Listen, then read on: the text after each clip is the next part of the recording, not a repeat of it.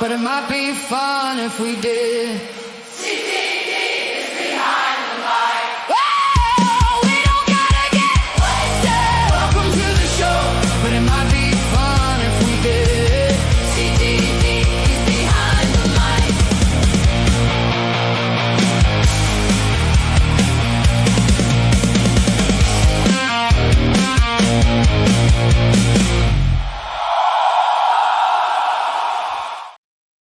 Well, a lot of fun is about to be had, man. We are here live and in person.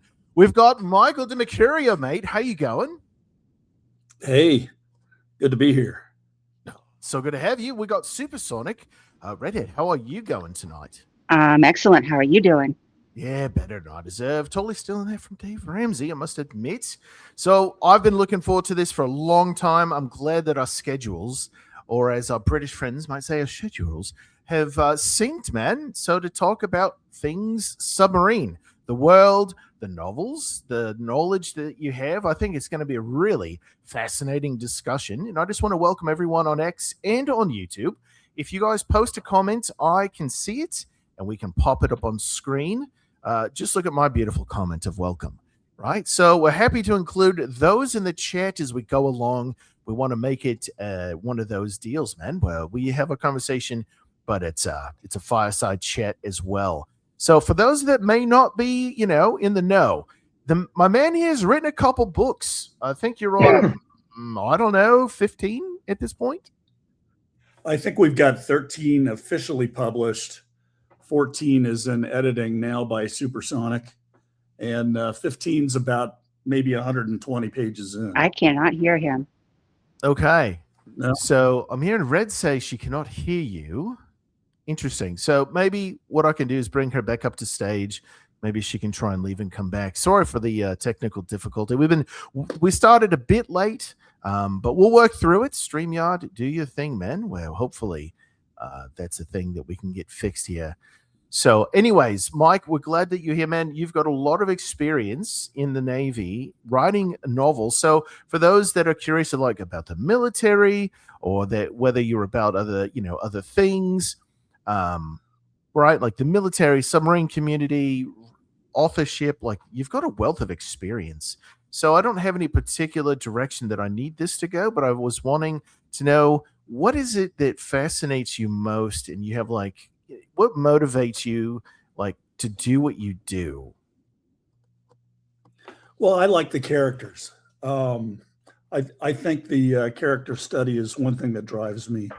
I think the other is international politics and my extrapolation of how bad things could be internationally. I was thinking about the other day about villains, and for the most part, there's really no villains in my book except the sea itself and the politicians who kick off all this awful stuff. Well, I mean, to be fair, man, the sea for decades, for millennia, right? It's been a great villain. When we look at the Odyssey, especially that movie that's come out, there's other things, right? Like it's Master and Commando. I did a watch party not long ago with that. Something to be respected. And we talked, Davy Jones Locker is part of the Navy, right? Right. Song, right? So, I mean, it's part of the world's culture to be respected. You can go into the Black Sea and you can go 25, it's a time machine. The bottom of the Black Sea, there's not life to eat away at the wood. So you can find 2,500-year-old Greek shipwrecks, that claimed those lives. So it's a story kind of as old as time, but you're setting it in a modern time frame of us, right? Submarines. And how cool is that? Well, I think it's I think when I reread what I've read, I think it's very cool. The adventure of taking a submarine down below the waves is something that I think people need to see from the point of view of an insider. What is it really like to dive a submarine and hear the hull creaking around you and the moaning and groaning of it? I mean, being inside a submarine as it goes deep is like being in a haunted house. it's frankly terrifying. Well, let me ask you about that. Before I do, though, Red, did you want me to? Can you hear Michael now? I can perfectly. Thank you. Awesome. Nice. So you mentioned it's like being in a haunted house. And I got to say, right, like submarines are probably not my bag. They're not my bag, baby. I like being above the water, or if I'm below the water, it's like on a ship below the waterline and I'm like okay with it. So, without saying anything classified, what can you say about the depth of a submarine and kind of paint that experience, man, that picture? Because you can't, it's not like there's a camera outside. There's not like a porthole. You're looking, right? You're robbed of some senses Right. here. Right. Yeah, I think lately there's been some unclassified supposition that test depth that we could go to is about 1,300 feet. There was one submarine, a diesel boat, the Dolphin, that was made to be able to go to 3,000 feet, but it had a hull that was like 3 times as thick, which meant it was a lot slower. What we were doing had a hull that was about 2.5 inches thick, almost 3. And that was high yield 80 steel. Now we're making hulls out of high yield 100 psi steel, and it's the pressure of the deep is immense. One thing people like to do is to string a guitar string or a chain really tight between the midships frames, which typically for our class was in the torpedo room. So when you're on the surface, you can string that guitar string from port to starboard, and it's so tight that you can strum it. But when you get down to test depth, it's sagging about 4 or 5 inches because the hull is just compressing from the deep. So as you're saying, right, like I'm doing things on the fly because I am doing my best to be the most amateur excellence in broadcasting. And keep talking for just a minute. I'm trying to find a down Periscope. There's a scene where they're like the saltiest, mechanic around. He actually ties the ropes. I'm looking for that YouTube video to give people a visual of that. That's I mean, it's pretty incredible when you think about the pressure of how deep that is. I don't know how many people that are listening are like scuba divers, right? But it's no joke. People that go down and they do deep water welding, the diving bells, like there's a whole process for coming back up. Well, the beginning of the movie Das Boot has a scene where they're diving and the hull is compressing and you hear the shrieking and popping and banging. And the journalist, who's never dived on a submarine before, his eyes are like, hard-boiled eggs. He's like terrified. And one of the officers who's schooling him on what's going on is like talking about how an egg gets compressed, and if they go too deep, boom.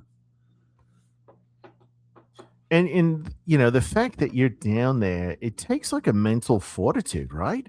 It's not lost on anybody, because we'll talk about I'd like to, everyone that goes into a submarine, there's an escape. It's part of the training, right? You got to let air out of your lungs and float up, and it's the whole thing. Pressure. All that escape training is just for the moms, because it's really only to a couple hundred feet. I mean, the odds are that you do a real submarine escape are virtually zero. You got to bear in mind that the ocean bottom is usually about 2 miles beneath your sneakers. And Oof. you'll be nothing but a couple of nuts and bolts by the time you get to 2,000 feet. So, well, it's interesting that you mentioned that, because didn't expect it, just to talk about this, but you actually have, I was looking at this comment by Jason here, the mini sub, right? It was carbon fiber, the one that went down to the Titanic, right? Oh, don't get me started on that. And then went, Man. There's, for people that don't know, this is unclassified, but like, can countries hear something that happens underwater? Big time, right? So chances are everyone knew, except for the news. It took a while for it to leak out, like, this kind of happened. So, I mean, they didn't even realize what had occurred when that sub, the mini sub, whatever we're calling it, exploded.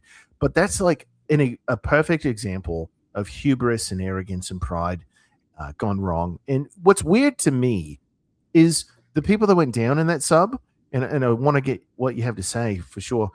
But the people that go down in the sub, again, there's no porthole. You're not looking out a window onto the Titanic.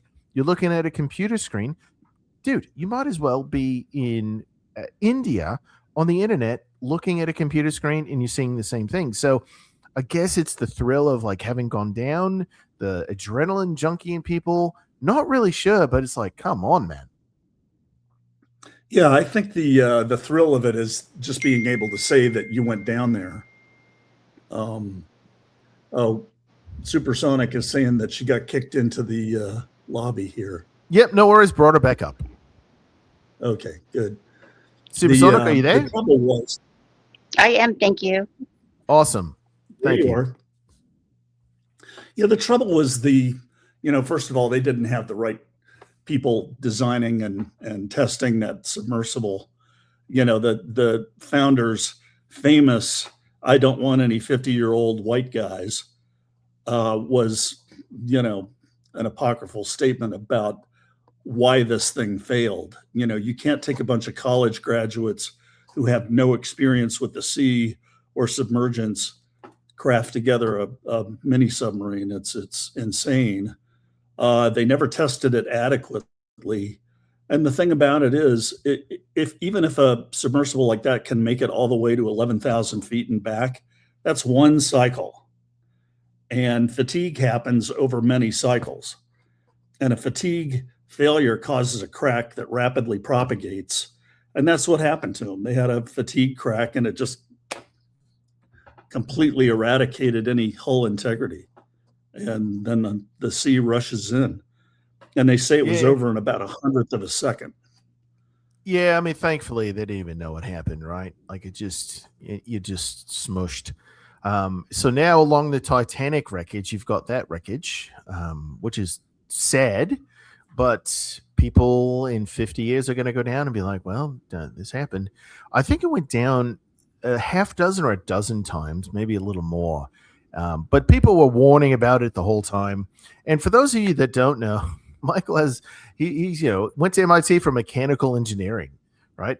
Heat transfer, all that. So he knows what he's talking about, along with like, oh, by the way, just having been on a sub for my career. So mad props, and the guy knows what he's speaking on as we talk about this. So I want to make sure that people understand your education, as it were. He's also a diver. Michael, you should tell them that you're also a diver and a few other things. You actually have jumped out of a plane. I did go to Navy dive school, and I was the chief diver of our submarine at the time.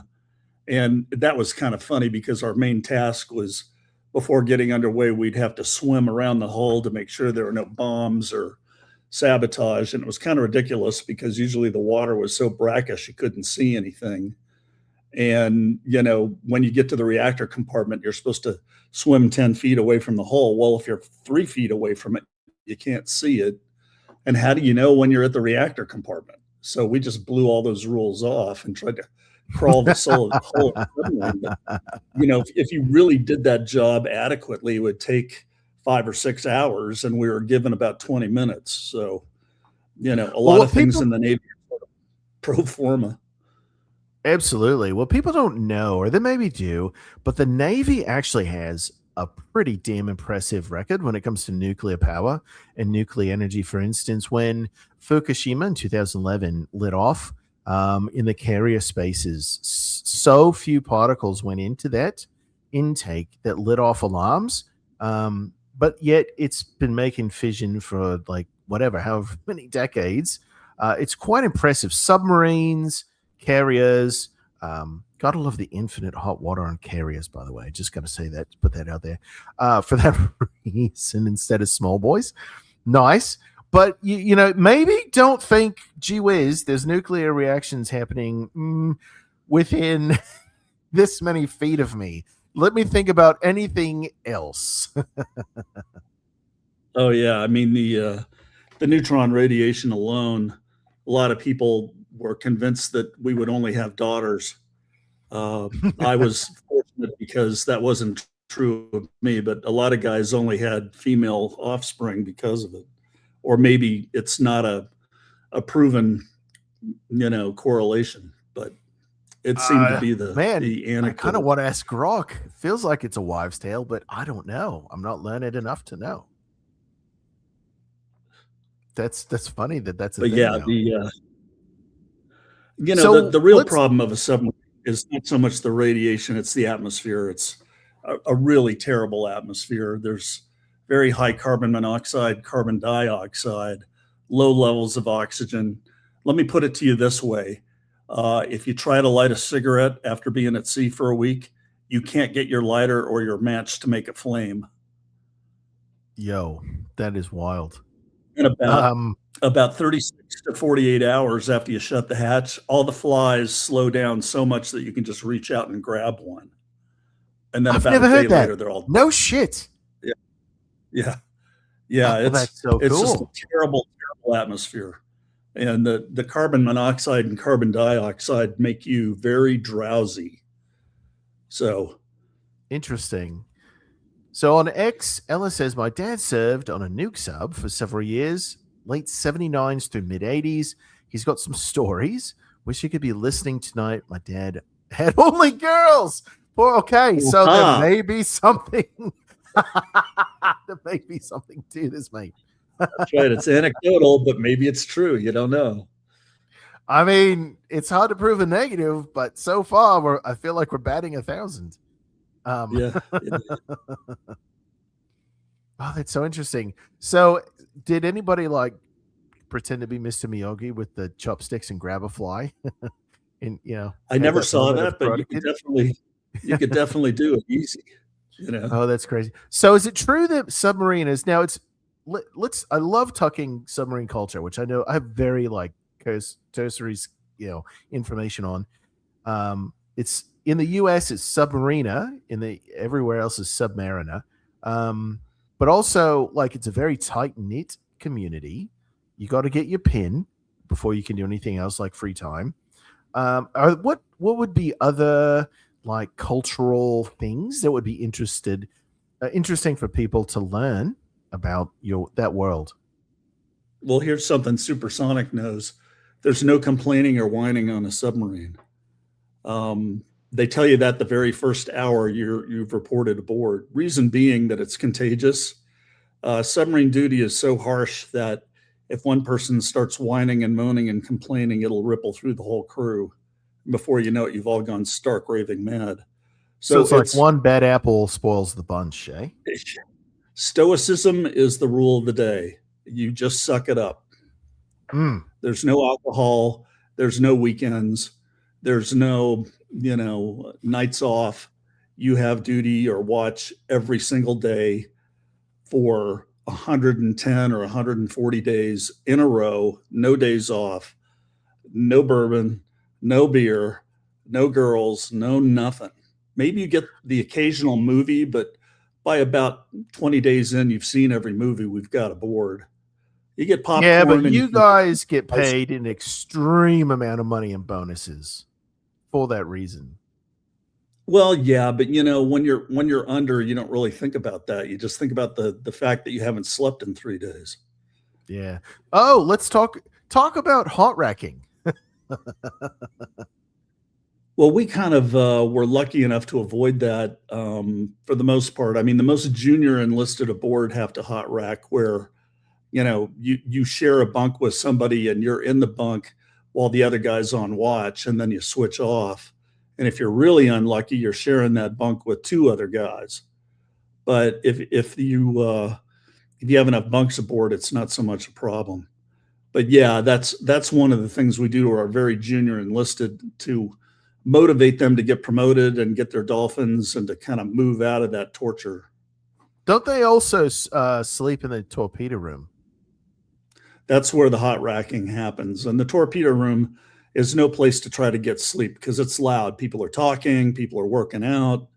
It's sort of the unofficial happy hour on the boat. Okay. Actually, that's a great point. On a submarine, how do you stay fit? How do you stay in standards knowing that you've got a PT test when you breathe in fresh oxygen again? Well, before they had treadmills, I would go back and run and place between the main engines, and today my knees are such that they remember that. But now we Hmm. have treadmills, and you can run on it. But you've got a big crew, you've got 120 or 130 people, and maybe two treadmills. So trying to get a half hour on a treadmill is difficult. I imagine rank may have its privilege with that. Oh yeah, if the captain wants to use a treadmill, everybody gets out of the way.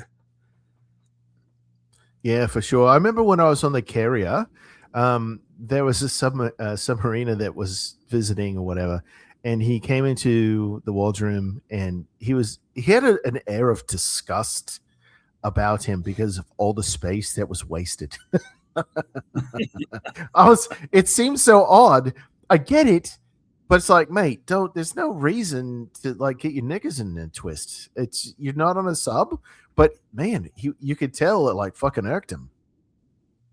Oh yeah, that's one way you can tell a good submarine movie from a bad one, because on a submarine, every cubic inch is taken up with something.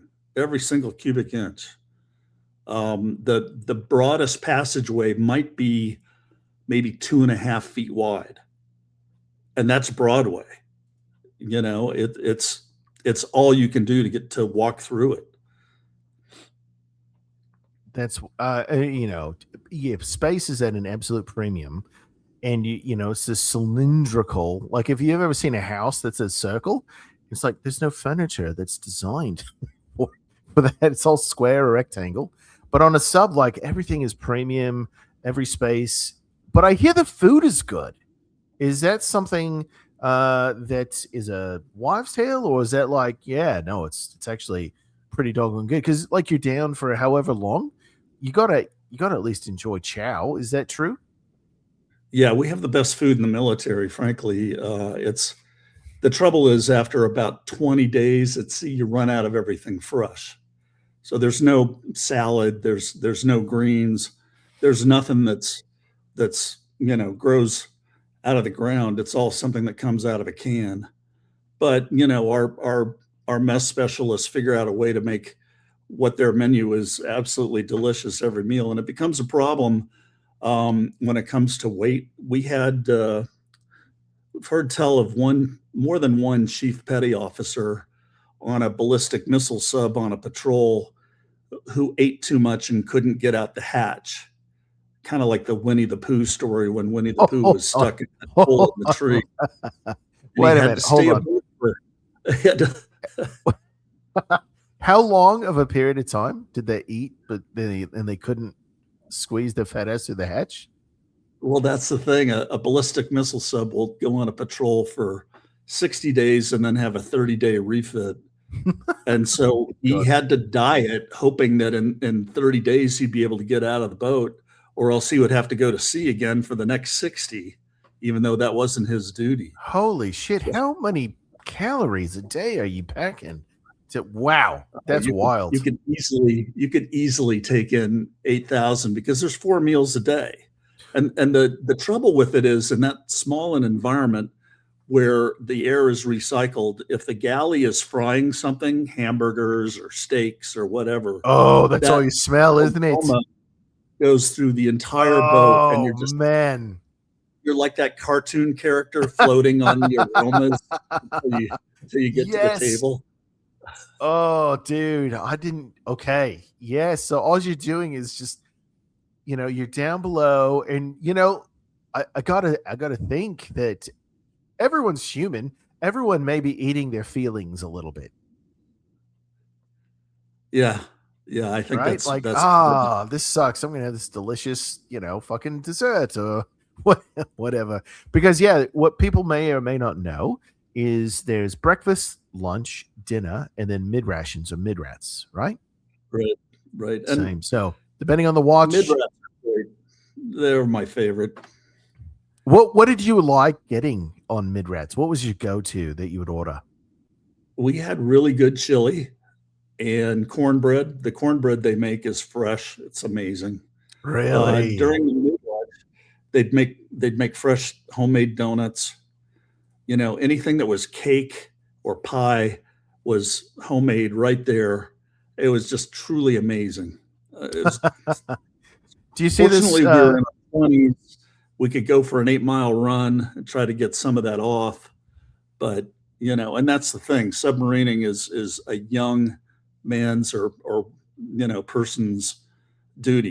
You really are not Yeah. doing that beyond your 38th year on the planet. Yeah, I mean, as you get older, the sand settles differently, doesn't it? Yeah. So, if you can see it, I've pulled up this comment.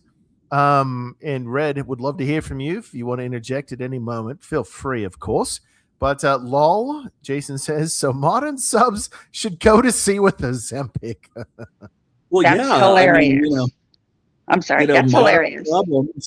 modern problems demand modern solutions. I mean, Supersonic and I were just talking the other day about how you can get LASIK surgery and be qualified to fly a fighter jet for our good Air Force friends. Something like this might be. Wait, it's no you know, longer PRK. They can get LASIK? There is a certain surgery. I don't know exactly what it's called now.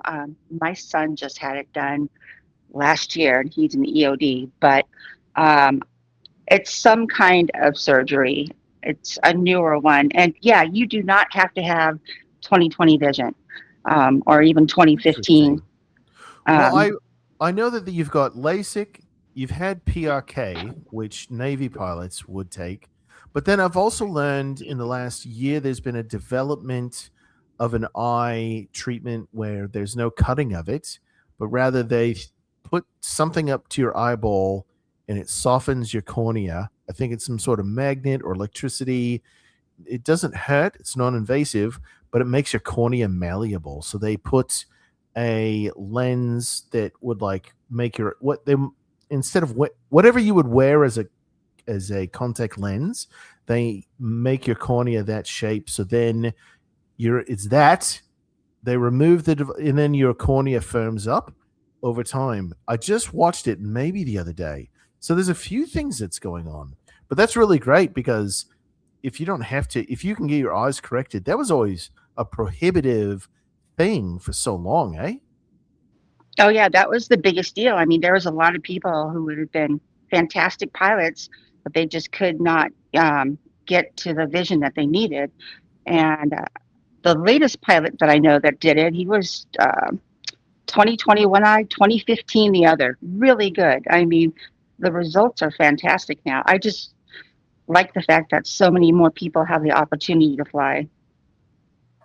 No, it's great. And technology, man, like as far as joints, what's being able to be done, as far as like, okay, stem cells. I listen to a lot of Joe Rogan Experience. And that guy, Ways to Well, he's tapped into like the latest shit. And it sounds like everything's really on the cusp. Like he had a torn rotator cuff and he had stem cells shot in his shoulder. And his surgeon, the guy that wanted to cut him open, is like, I've never seen this happen before, but it healed. So there's like a lot going on that's recent to, what a time to be alive, right? If we look in the last 1,000 years or even last 100, we are so benefiting from cool shit, but also sub technology. Again, not my strength. That's why we have Mike here. Thanks for being here again to talk about this and the culture. It's so fascinating. Because it's one of those things, like I feel like we're getting a peek.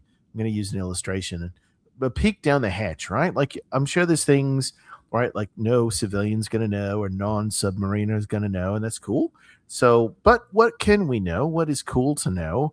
And that's a little bit out of the norm, I think, maybe of what you normally talk about, which is fun as well, because I think it's important for people to understand. We talk about thank you for your service, thank you for your sacrifice. Got it. Thank you for your support. And family members make it, but submariners, man, you're not seeing sun for X amount of days. Although I'm very jealous, I've talked to enough that tell me that until they bob to the fucking surface, they don't shave, and I'm in. Don't post on Facebook, but they do that. And I'm like, that's awesome. I shaved at sea because, if I go too long, I look like a homeless bum. Well, we're not talking just about you, mate. We're talking about that's a perk, but also they mentioned that the skin kind of turns a little greenish because of the recycle there. Is that, can you explain that to me a little more? It's more of a passing comment I heard. I don't know that I agree with that one. I don't think I ever saw anybody with greenish, but you bear in mind that just about everything you look at is this puke green color, the same color they paint the walls in a mental institution. And I don't know why it's like that. The panels are gray, but it's like everything else is this like greenish thing. And after a while, you get so tired of that color. It's supposed to be, for crew psychology, but I think it goes the opposite way. And that might be part of why somebody might report that people look green. It's the, the fluorescent light hitting that green paint. Oh, fluorescent lights. I understand, man. So looking at the comment, Ella says, my Navy told my dad, yes, we've all heard this. If we wanted to have your wife and kids, we'd have issued one in boot camp. Is how that goes. And that's true. But I got to say, the modern military is doing a better job these days than that's a fairly old school. Like the Navy's throwing a ton of resources and resiliency in helping people, like teaching them, family like it's not even the same as I would argue as 10 years ago, still being in watching kind of the change in things. So I'm heartened by that, but that is definitely one of those things that has been an idiom. No, that's what hold on. That's what they told my mom. That's that. To be honest, that does sound very 80s. Yeah. Thoughts? Yeah, that sounds very 40s. That's the 40s thing. Oh my God. Yeah. Yeah. I mean, there's traditions you want to hang on to, but then there's also traditions you're like, oh, maybe it's good that because the Navy, right? Like if the Navy hangs its hat on tradition, my God, like NavFit 98 is still a thing.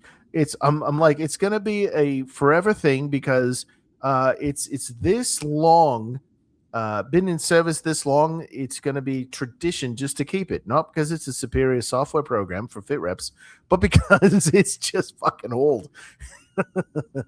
They're gonna add it to the verse 4 of the Navy fight song. So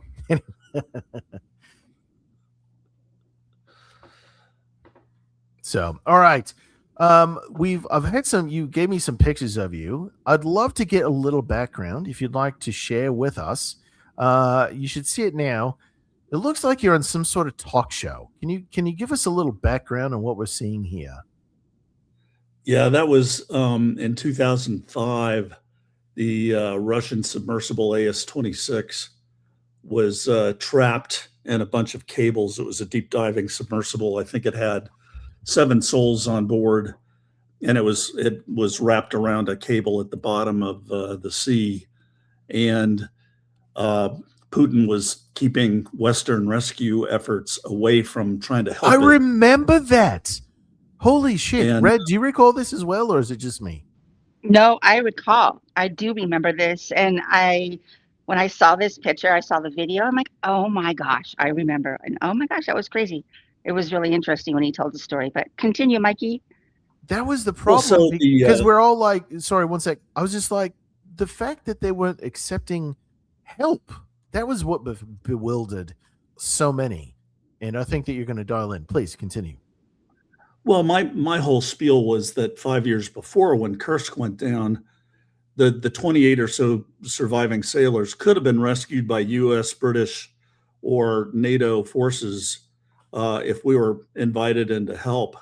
And instead, Putin kept all those, non-Russian forces away, and everybody died.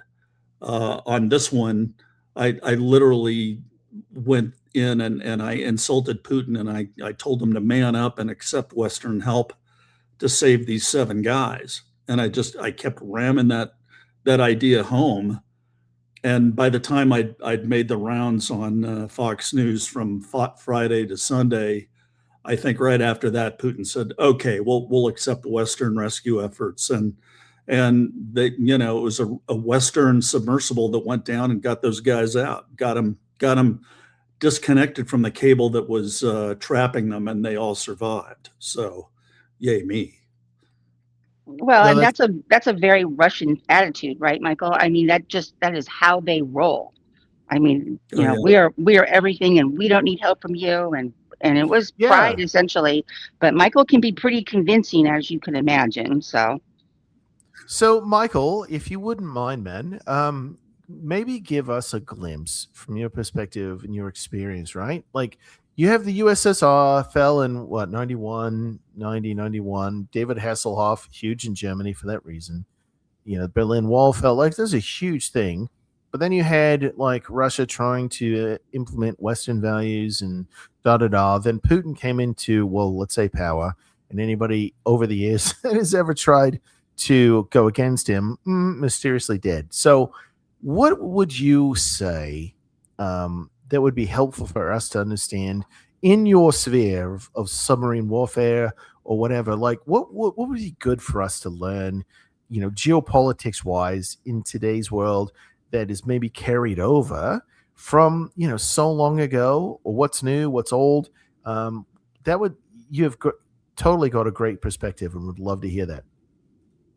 Well, when I was at the Naval Academy, I had a Russian history class, and the main idea from the professor was that the Soviets did not change Russian history. It was the same thing with a different branding. So when the Soviets went away, the Russians just kept being the Russians. In a lot of ways, the the glossary changed and how they addressed each other and what their norms were, but it's still Russia. And Putin has been described as a czar, and he is a czar. He's got that single point of power, and all his lieutenants have to be loyal to him, or they tend to die in plane crashes.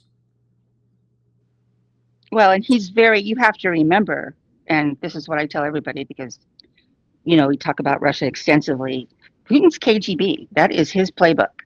The only thing that's disturbing to me now is Putin used to be very unpredictable.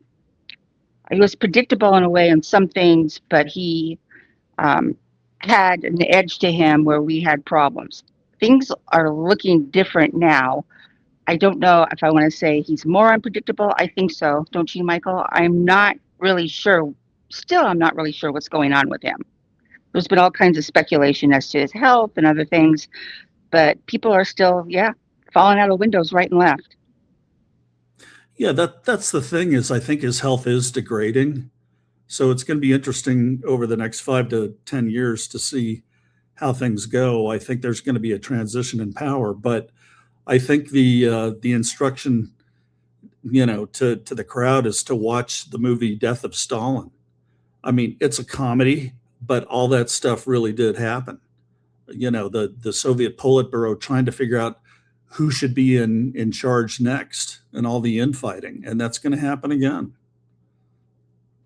Yeah, exactly. And then again, you have, who is going to succeed him.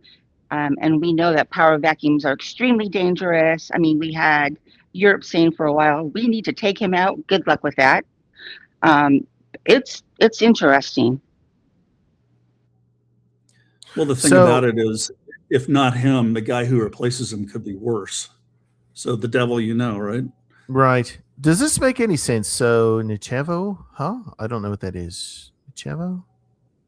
Pulling I up don't one of the either. chat comments, and then, yeah, the Snow King. So, I'm not sure. I think Jason may know more than we do, maybe. I don't know. He's like covert. But I just want to throw that up there just in case for funsies. But yeah, I think that's man, it's just so interesting. All right, next photo I'd love for you to give us a little background on is you on this mess. Now, I use this in the poster to advertise our time together tonight. And I thought this is badass. I thought Grok rocked it. What beautiful bike, by the way. Yeah, the thing is, I just sold it. I traded it in for a trike. So now I have a 3-wheeler that's a lot newer and more powerful, but it's still got 3 wheels because, at my age, I think having a 2-wheeler is going to get me in trouble. So I did the conservative. I got a 3-wheeler. So. I got to ask, mate, do you have a sidecar? Because I feel like there's not enough sidecars with motorcycles. I'm just going to put it out there. If I did, I'd want to get a big dog to put in it with goggles on, Oh man, I did that. I've got a great video. It's like I do sometimes like launching on X today, like this, and there's a dog with goggles. Oh man, I'm gonna have to find that, and I'm gonna have to show it for sure. So all right, pulling up. Jason says the Snow King is a reference to the death of Stalin. Apologies. Got it. Okay. Roger that. It's lost on me. I don't know what the Snow King is, but yeah, no worries. But that's and they're that's called. like, I'm sorry. I was going to say they're called. Fun things about this is we can pull up people's comments. So I just want to encourage everybody that's listening on X and on YouTube. If you have a comment, we're happy to interact. Please, Red, go ahead. I was going to say I had them for my Saint Bernard, and they're called Doggles, Doggles, not goggles. Super cute. And yes. Oh man, he would ride in the front seat of my Corvette with the top off, and he thought that was the greatest thing in the world. But yep, Doggles are a thing. Doggles, yes. Oh, that's so good. And when you say Saint Bernard, my mind only goes to one place, and that's Looney Tunes with the snow avalanche and the barrel of whiskey around the Saint Bernard when he goes and saves someone and pours them a beverage. That's awesome. Yeah. Oh, here it dogs. is. So I went to Grok, and it says that Georgy Malenkov, played by Jeffrey Tambor, is jokingly called the Snow King. He briefly holds power. The nickname appears in dialogue. It's a mocking nickname used by the other characters. They don't really explain how he got that nickname, though. Interesting. That is interesting. We're going down some really fun rabbit trails, chasing some fun rabbits here tonight, and I'm here for it. So I see this, and I'm curious what's going through your mind. Well, you're known for holding your stogies. I've got the other picture I'm going to pull up, but I'm curious what is going through your mind while this is being snapped. Well, I was on the deck of my cabin probably maybe a year or two after I first bought it. And I was really enjoying life because I bought this cabin in the mountains of Vermont away from everybody. I was working in New Jersey and New York, and you can imagine the traffic and the craziness and the pressure. So I'd come up here over the weekend, and I would just sit back and chill and burn a couple of stogies and go through half a liter of bourbon and just put my feet up and have a good time. My bike was up here in the garage. So Saturday and Sunday, I'd burn some rubber in that. Life was good. So this was kind of a nice time in my life. I wasn't really seeing anybody, but that's the thing about Vermont is there's more mooses per square mile than people up here. Don't hit one, man. They're on fucking stilts. If you hit one, they end up in your lap. That's a wrap, Jack. Well, I don't know. Did you hear my moose story from X? I don't know if I did, but I certainly have listen, from winter to spring, I don't know if I've seen anybody post more snow pictures than those. Would love to hear the moose story. Rock and roll, man. So when there's a sort of an 86-mile circle around my property, going into the mountains and the other small towns in Vermont, and it's 2-lane blacktop, and it's very low traffic. I mean, a couple of Saturdays there was not a soul to be seen. Maybe I saw 5 cars on the whole journey, and so I took a left out of my house, and I got onto the 2-lane blacktop, and you go up a hill because we're in mountains, and as I went up the hill, I was probably only doing about 40 miles an hour. And this Harley had the loudest engine in about a 3-state area. So I'm cruising up the hill, and all of a sudden a moose breaks out of the woods and starts galloping toward me. And he's not coming straight at me. He's leading me, like he's running to where I'm going to be about 90 seconds in the future. And I didn't know they were smart enough to do that. Oh shit! And I'm terrified, right? So Yeah. I roll the throttle and That makes sense. gun it. And I'm in the left lane, oncoming traffic, and we're coming up over a blind rise. And it occurs to me that I could be in an accident if somebody comes the other direction that I can't see because it is blind. And if I get killed doing this, that moose is not going to stick around to give the cops a statement. It sure is not. You know, there's an account on X that's a moose. It's Oh got my like, God. I have been carbs with 80,000 him. followers and like follows 0 people or something. But it's like, I call him fat and ugly every day.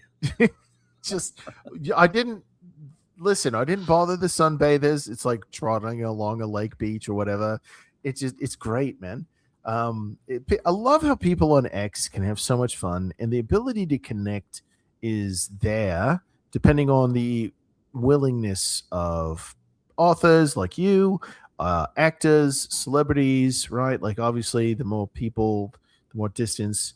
But it's like one of those things, if you have like 26 million followers, you're probably not going to engage. But there's like a sweet spot I found on X where actually, I take it back, because there's people that have almost 1 million people that are followers that are really good at replies. And then there's people that have 1,000 followers that never reply or like anything. And those are the people I take umbrage with. Fucking pisses me off, because it's like, listen, we're on this together. Why is it, if you're going to post and ghost at 1,000 followers and you're complaining that you're not growing, wait a minute, problem here. I look at you. You're very active here. I look at Joe Malozzi, who is one of the Stargate showrunners, was going to be. He's very active, and he'll reply or at least like sometime. Like there's all different kinds, and then there's like nobodies like me that somehow rise to the through the ranks just because I like to have a little bit of fun and shit post, and I'd like to think I bring good content. You have every walk of life on X, and here we are talking tonight about submarines and the Navy. And to me, it can seem so random and chaotic, but at the same time, it makes sense. It's weird. Well, I think my comment on that is that I established my account in 2014 and never used it until after Elon walked in with the sink, because X was, yes. censored and, overwhelmed by, the white liberal woman thing. It was crazy. And then once Elon cleaned house, it became the town hall, no censorship. It really is, one man. reason I won't use Facebook anymore, because I spent about 14 months in suspension in Facebook jail for saying the word tranny. Ugh. Or one time I got penalized because I called Joe Courtmanch, my narrator, a spook, because he's a crypto analysis. He is literally a spy, and he belongs to a group on Facebook called U.S. Navy Spooks. And the fact that I called him a spook in the context of being a cryptanalysis, they threw me in 30 days of Facebook jail. So I've had it with them. I'm done with Zuck. It's just that's bullshit. the actual verbiage. But yeah, it's complete horseshit. I completely agree, man. That I think that all of us, I was actually looking to tap out, and this is my third go on this. And sometimes people confuse me with the Scotsman, the critical drinker. And I'm like, dude, there's a reason I have a 1 and he has a 2, right? I was here first. I preceded him, but out of deference, I did select that handle because I had the same thought. But then I saw him on YouTube, and I was like, okay, I need to distance myself, but I want to have I still have the same vibe because that's me. So there's that, but then there's like the putting in jail, right? Like, who wants to deal with that? So Elon with the sync, big deal for sure. A couple comments I want to get to real quick before we take a comfort break here. We're coming up on an hour. Fast. That was a fast hour. Is Jason says Discord could be a place for you to engage with followers at will as well. Yeah, that's a very much gamer place, but you can certainly do that. I know Men Said is opened up a Discord. The problem is once you start saying, "Hey, I'm on X. Hey, I'm on YouTube. Hey, I'm on Rumble. Hey, I'm on Facebook.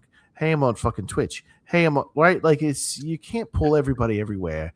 So one of the things I've done is try to keep my eggs in a good, one or two baskets, not spread it too thin.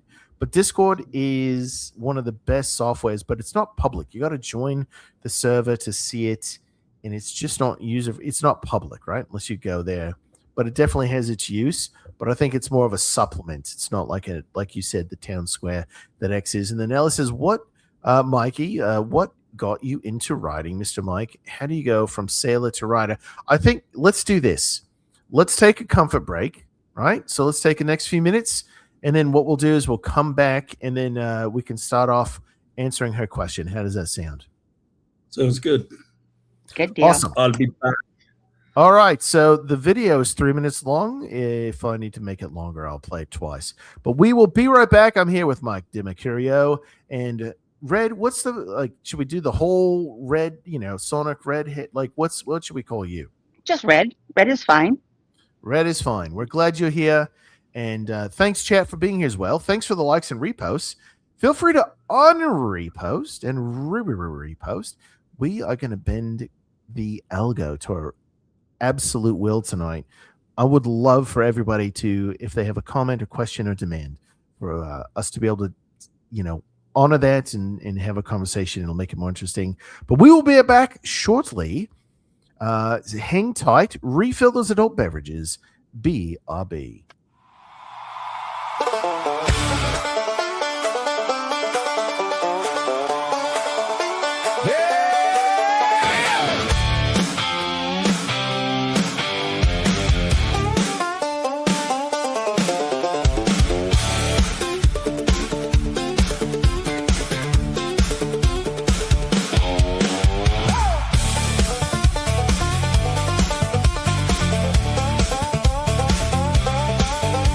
The weekend is here, let loose. Cut the phone off, tie your shoes. We've been running on empty all week long. Now the city lights are calling strong. Shake it off, leave the weight at the door tonight. We don't need nothing more. Let loose, let the night come alive. Let loose, feel that heartbeat drive. No deadlines, no cold blue screens, just us and a little time between. Let loose, let the music rise. Let loose, under neon skies. We can laugh, we can dance, we can breathe. Baby, that's what we came here to need.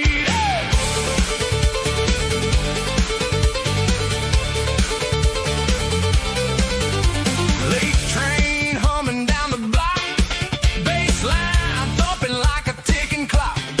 Red cup glow and a half-lit smile. Everything feels better for a while. And if tomorrow comes too soon, we'll meet it when we need it to. Right now the moment's made for two, so let it move through me and you.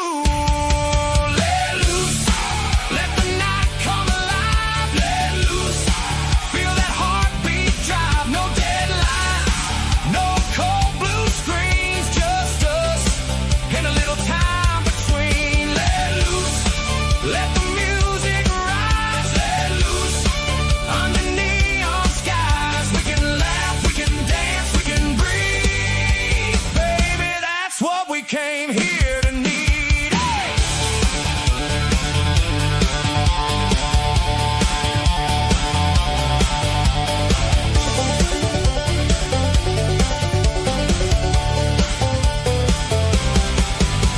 The weekend is here, let loose. And for a little while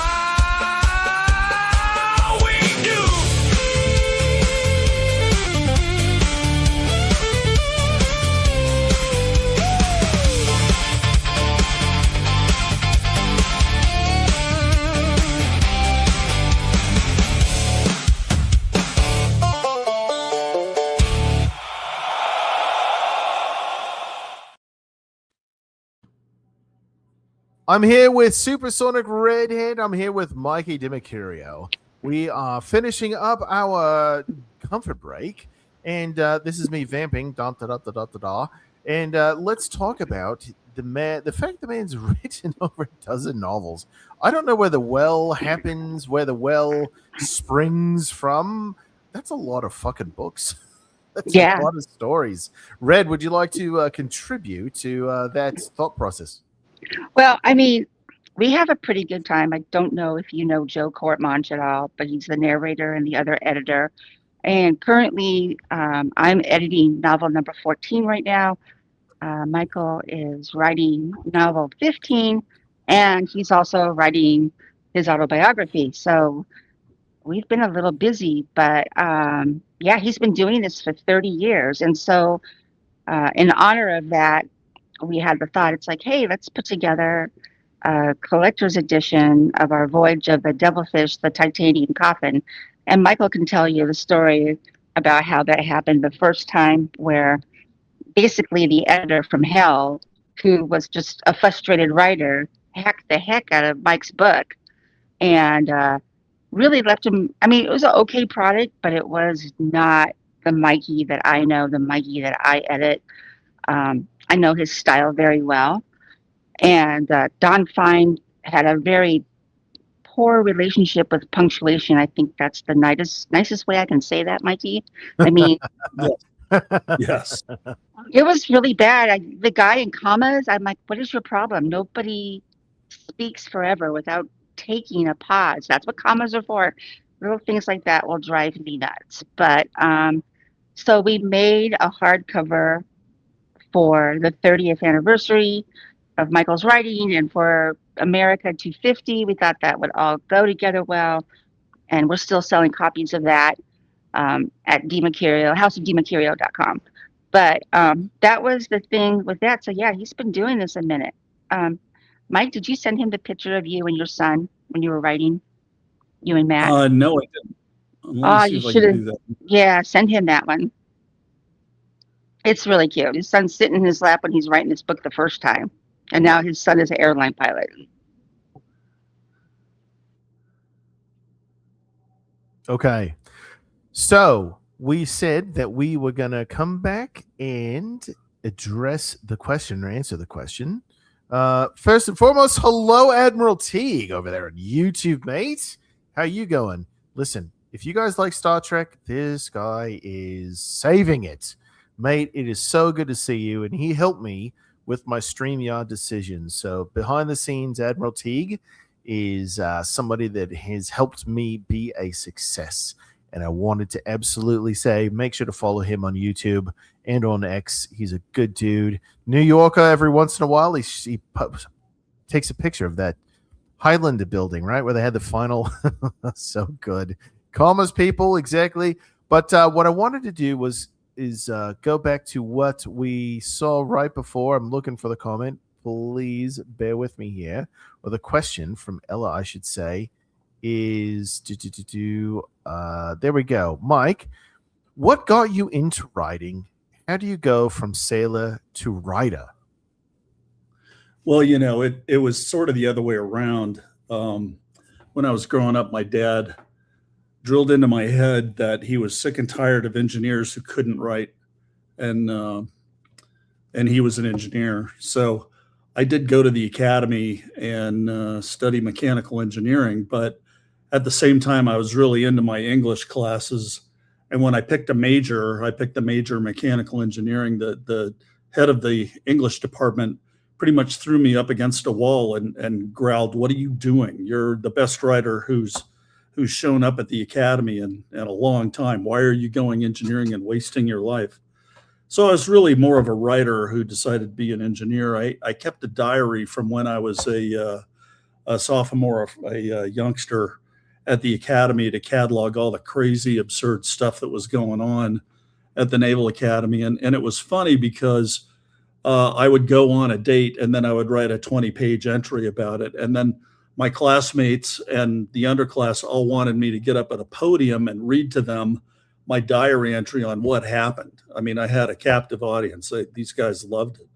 So by the time I got to MIT, I had maybe 25 volumes of a diary. So I'd always wanted to write. It was more a matter of what was my subject matter going to be. So fast forward to my first day on the Hammerhead, I immediately thought it would be great if this boat could go up against Russia's finest under the ice cap. Who would prevail? What would that battle be like?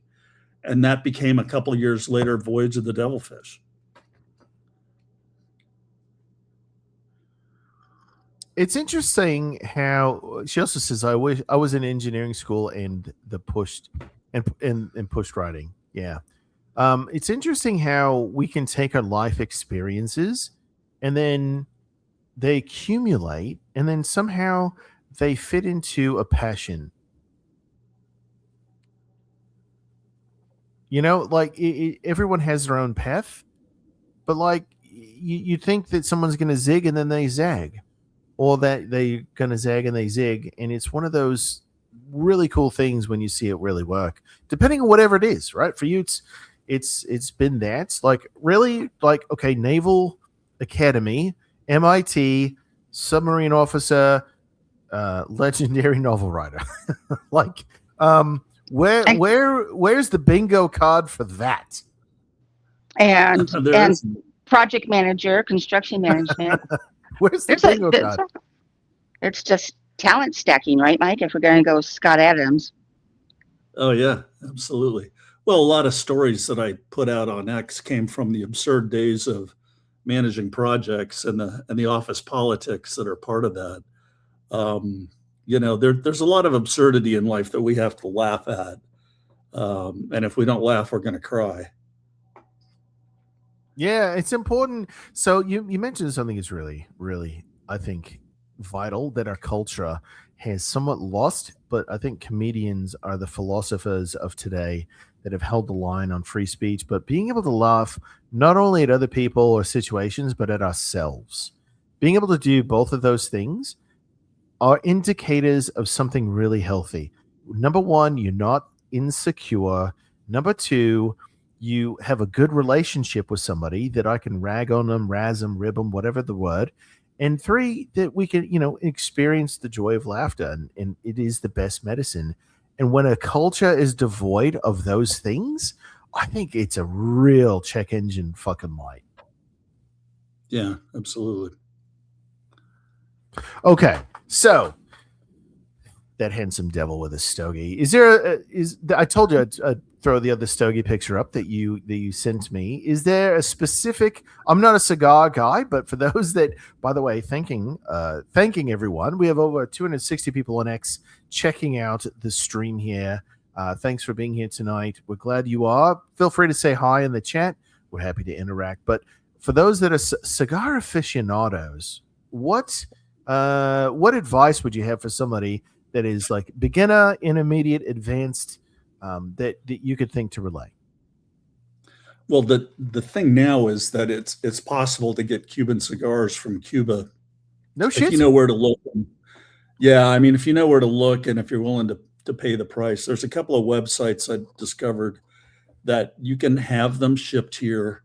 They will ask for 800 or 900 euro, and then your credit card has to do all the calculations to figure out For what that how is. many how many does that buy? Because that's like easily $1,000. Let's call it $1,000. Yeah, that might be a box of 20 if you're lucky. A box of 20 No might be shit. double that price. Yeah. So 20 cigars to the Cuban, dude. How excited are we? Are you cigar aficionados for Marco Rubio to change the dynamics in Cuba? Well, I'm a big fan of Cohiba unbelievable. cigars, but Cohiba has, I think, a Dominican plant, and they do some fairly good cigars. I mean, it's more or less $20 to $30 a stick. So you can get a box of those a lot cheaper than Cubans, but there's really no equal to a Cuban cigar. I went to the Bahamas a couple of years ago over Christmas, and I had a Cohiba cigar from Cuba that cost $600 for one cigar. And of course, I didn't know that until they got the check, and I had two of them. And then I had about four doubles of an upscale bourbon. And by the time I got out of just chilling at the bar, it was like a $2,000 bill. Oh, So, no, they were great cigars. Don't get me wrong, but you suffer from that, and you're like, I'm going to go cheap for a while. yeah, no kidding. Oh my god, that's bananas. I mean, it's a good experience, but like, yeah, especially if you're that caught off guard, like, oh, how much could it be? And then you're Yeah, like, how bad could this be? It's really bad. And you they don't swallow publish an the apple. prices on that menu, I noticed. If they had, I would have been like, I'm not smoking a cigar tonight. So I was hoping, I want to respect everyone's time. I know we talked about an hour and a half, and we've already gone an hour and 15 minutes. If you want to help me understand how much time we have, are you good to go for a while, or are we sticking to around that? How much time do I have you for? That'll help me to tailor any questions or things I'm I have good. in the queue here.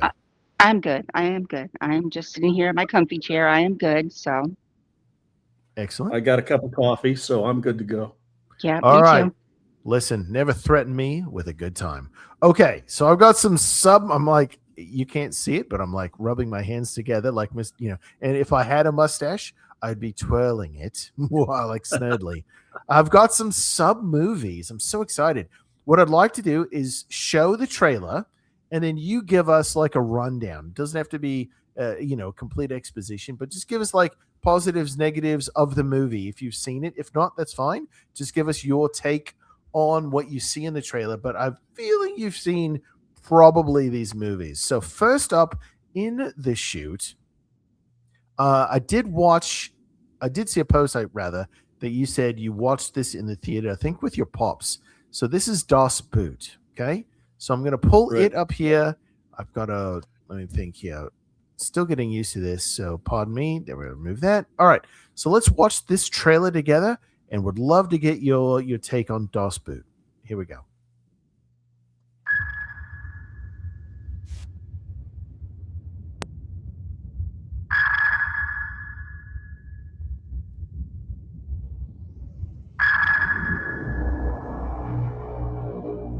There's the beards.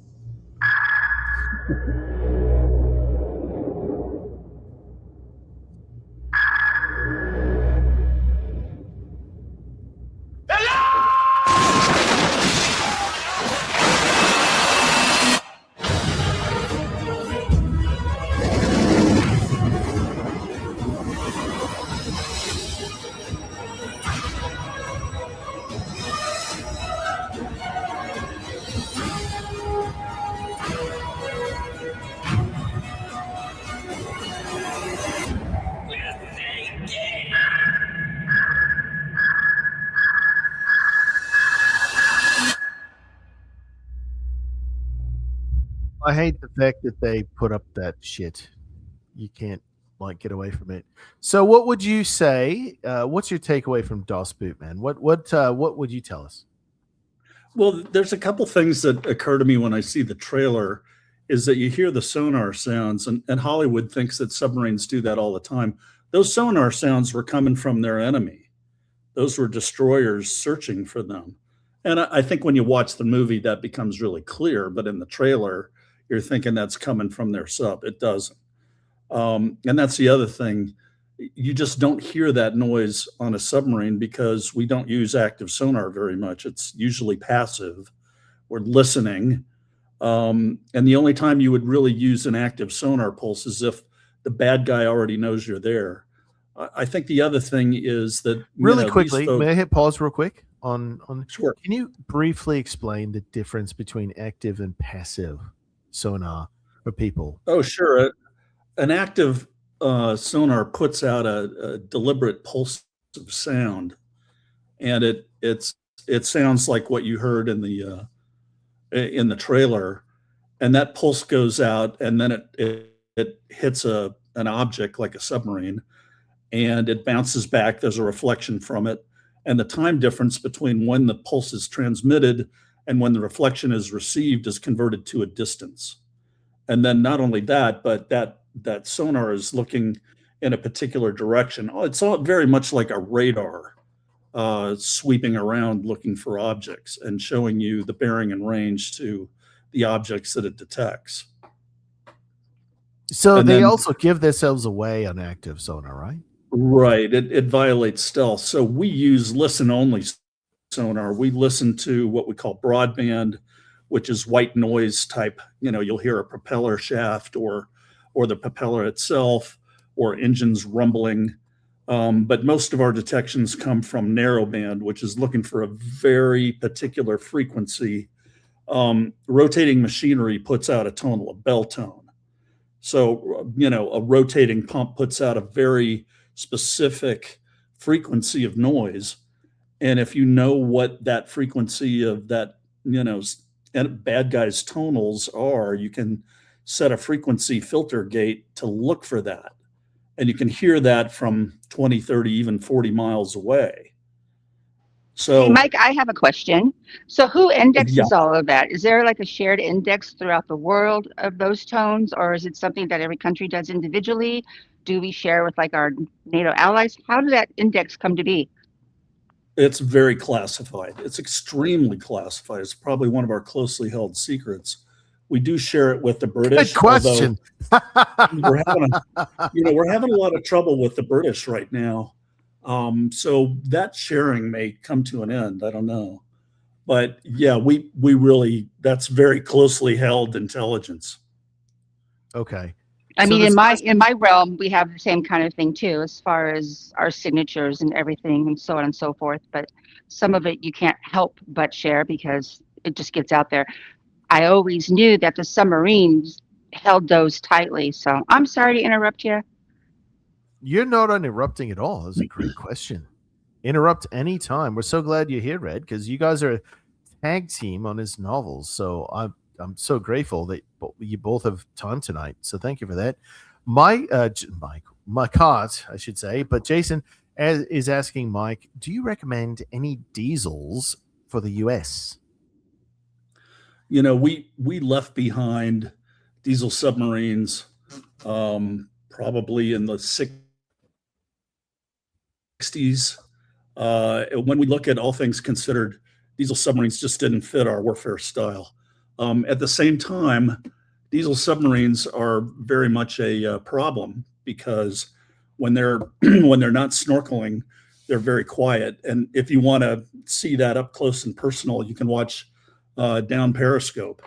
Hold your powder. Portions. Hold on. I've got that. You get that queued up because that's real. That's a trailer It's for sure. very hard to hear a diesel. So, okay.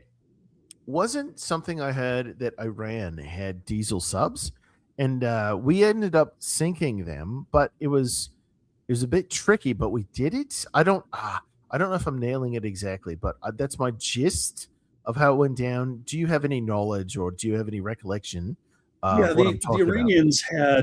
Iranians had 3 kilo class submarines, which were built by the Russians in the 90s, and everybody in our Navy wanted to be the guys to sink them. So we spread out the joy. So they weren't all taken down by submarines. I think, the aviators had some and the destroyers had some. And I think maybe one of them got taken out by a drone. But the fact of it is that, those boats were old and tired.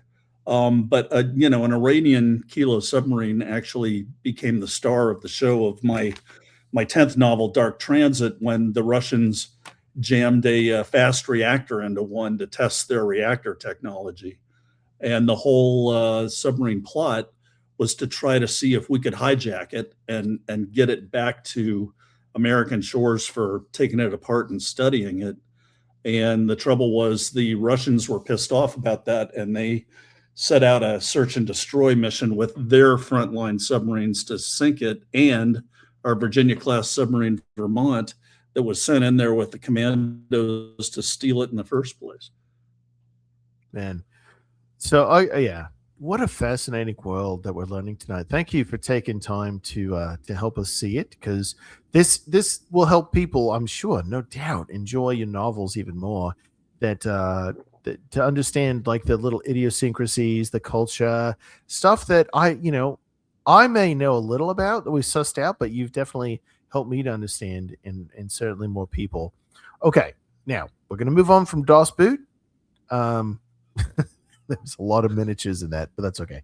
So now we're going to watch U571. So looking forward to your reaction. Let's take a gander, and let's get your reaction after this.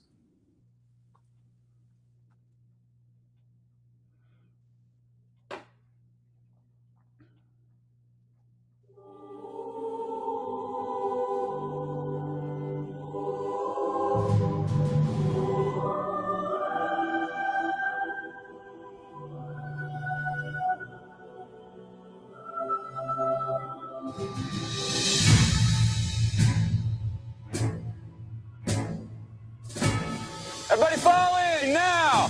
What's going on here? Hell if I know. Gentlemen, it's our turn. In the last Great War, All ahead 2/3. All ahead 2/3, huh? a group Oh of my young God, Bill Americans Paxton's was in this. sent I to forgot. overpower a Nazi submarine The S-33 will rendezvous with a U-boat posing as the German resupply sub.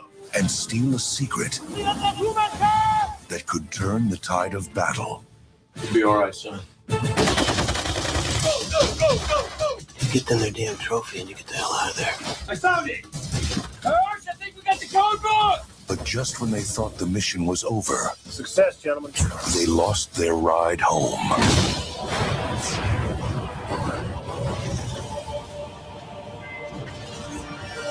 This spring, Everybody look down! trapped in an enemy submarine, I need speed! Everything's in German! I can't equalize the tone! deep in hostile waters, Incoming! Die! the key to victory rests with 9 men. When they realize what you've discovered, they'll send every ship in the Navy to destroy you. Splashes.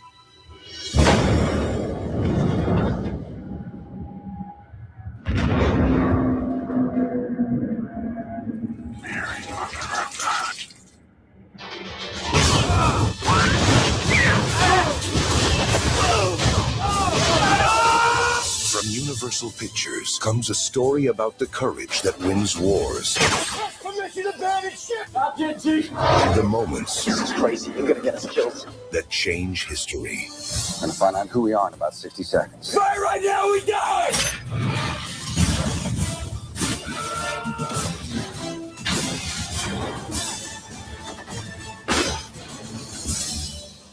U571.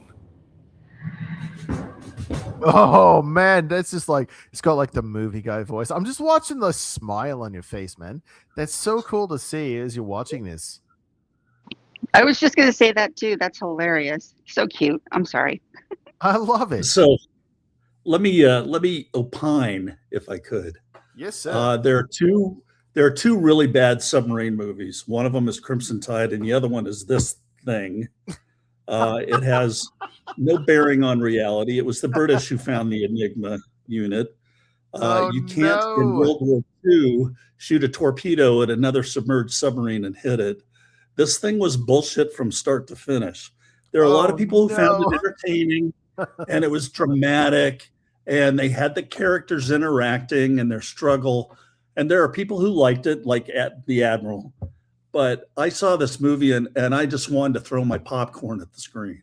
And that was the only time I saw it. So, no, I don't like this movie at all. And don't get me started on Crimson Tide either. Well, that may or may not be a trailer I've loaded as well. But I was going to say, well, there's Harvey Keitel. I completely forgot. 100%, 1000%. Well, first of all, the fact that they're doing it in their chokers, it looks good, but like, dude, unless you're at a change of command or something, like, you're not in chokers, man. That's just, maybe you submariners do something different, but for the rest of the Navy, that is not like a, hey, let's meet at 06 tomorrow to get into, no, that's not a thing. But I just wanted to say, Bill Paxton, I forgot Bill Paxton was in this. Oh my God.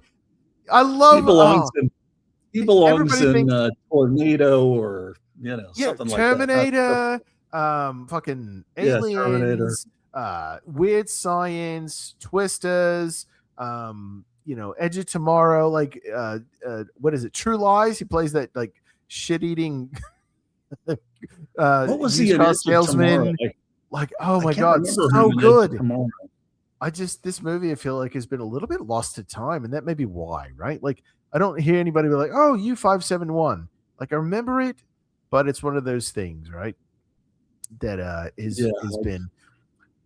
So, hey, Teague said, well, let me pull it up. Teague says he liked U-571, and then hit the like and follow for me. Yes. But okay, so let me hit on this, right? Military movies are really hard for military members to watch. Okay. So Do not like, get me started. Do not get me started. Do not Let's get me talk started. about Top Gun. oh man, Oh. you're gonna ruin Iron Eagle for me, aren't you?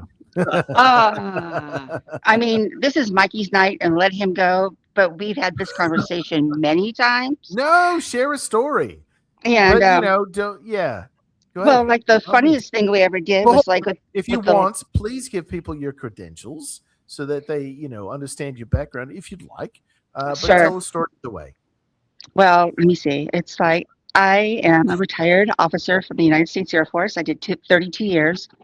I flew the F-16 and spent a lot of time on naval weapon systems at Spay War and crossed over a lot. I've made drone sims. I have a PhD in systems engineering.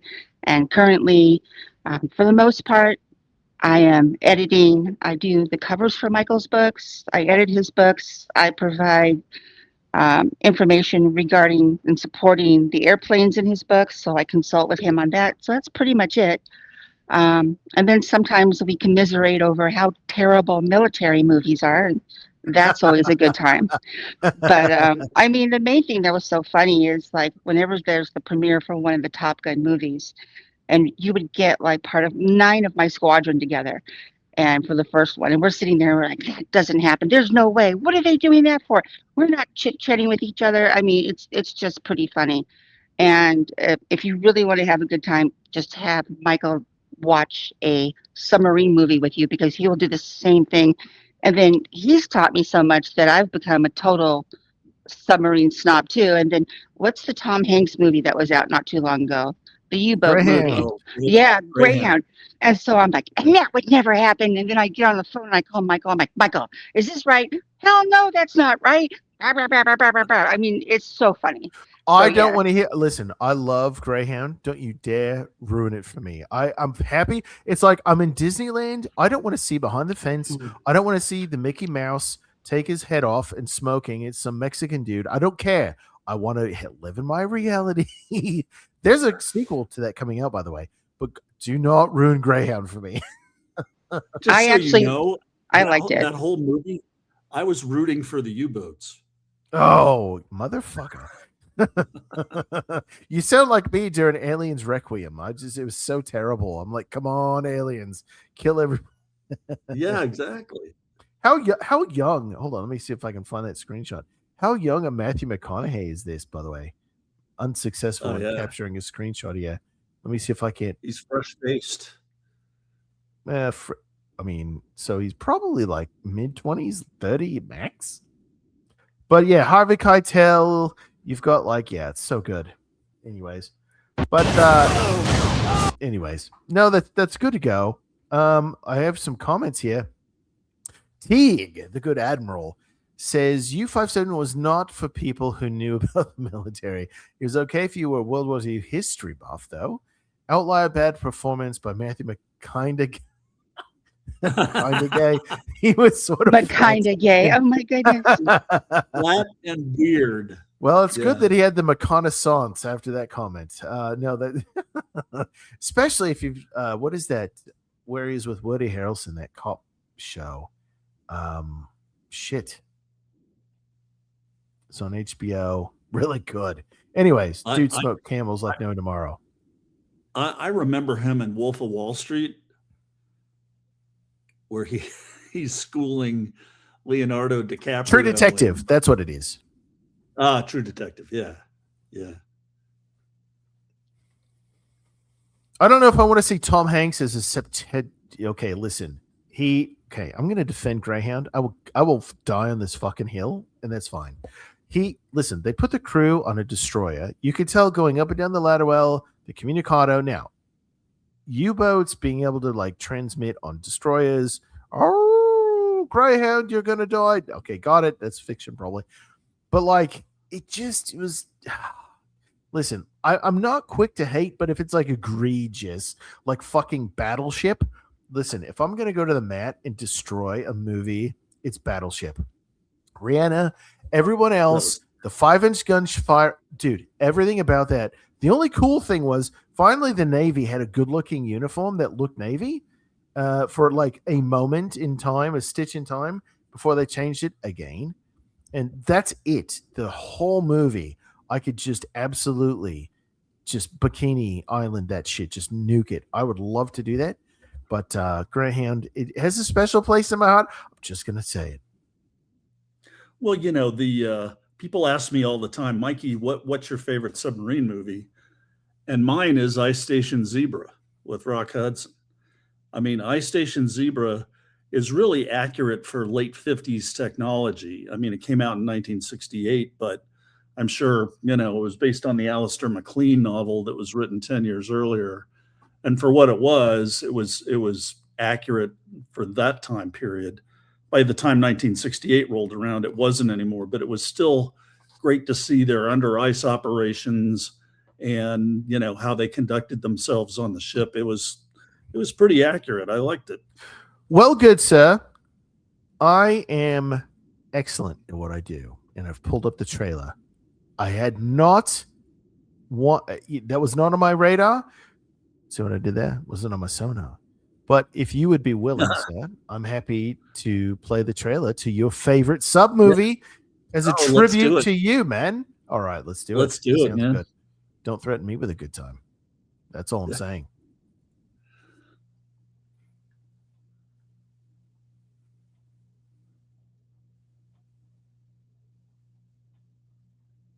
Below the surface of the North Atlantic.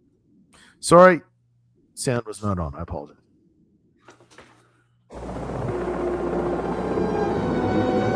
You are 300 feet below the surface of the North Atlantic. On board the American nuclear submarine, Tigerfish 3.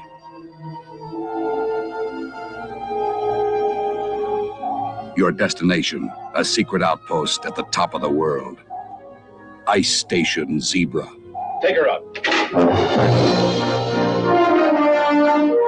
Hold on. I got to pause. I just got to pause for 1 second. I just got to pause.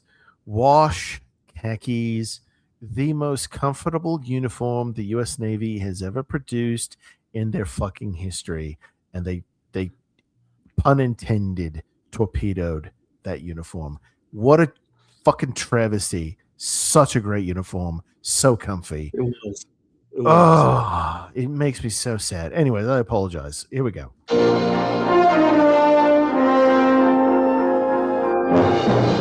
Your orders, get there before the Russians.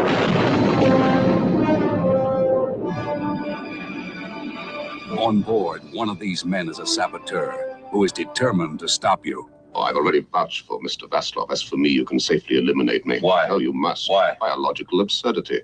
Haven't you forgotten, Captain? I'm in charge of this operation.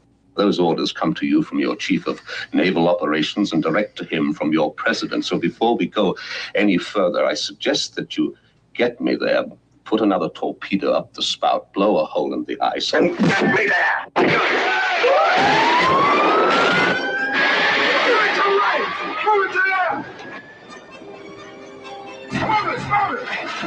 I can't hold this much longer. You've got to!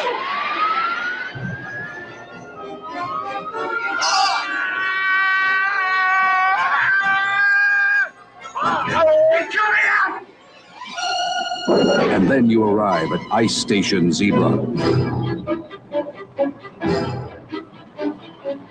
Captain, radar has reported unidentified aircraft. Estimated time of arrival, 17 minutes. A race against time at the top of the world. Estimated time of arrival, 9 minutes. Rock Hudson, Ernest Borgnine, Patrick McGowan, and Jim Brown. Time of arrival, 2 minutes. Fighting two enemies, the one they can see and the one that they can't.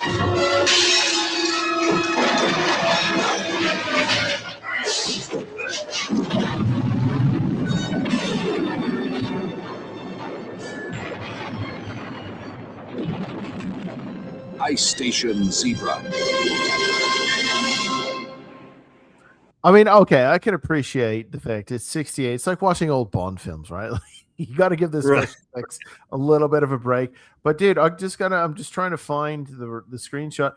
Listen, that is a young, virile Ernest Borgnine. The first time I ever saw this guy was watching Airwolf in the 80s. So this is great. Michael smiled the whole entire. Did you see that? I don't think I've seen Michael smile so much in my life. See, that's what I try to do. I try to bring joy and good cheer to the people that take their precious time to spend it on the CTD experience. I'm so glad to see that. But also Rock Hudson. But you got some heavy hitters here, man. No doubt about it. So I love that there's whiskey, bourbon in the wardroom. Fabulous, by the way. So please, we all just watched. It's medicinal whiskey. You are not wrong. What about this? We just watched it. What sell us on this? What makes it so endearing to you? No doubt there's some nostalgia at play. I liked the under ice operation element of it. It's very accurate, showing how you operate under the ice. You find a thin spot in the ice and your vertical surface to pop through it. And I don't think I've really seen that in anything else.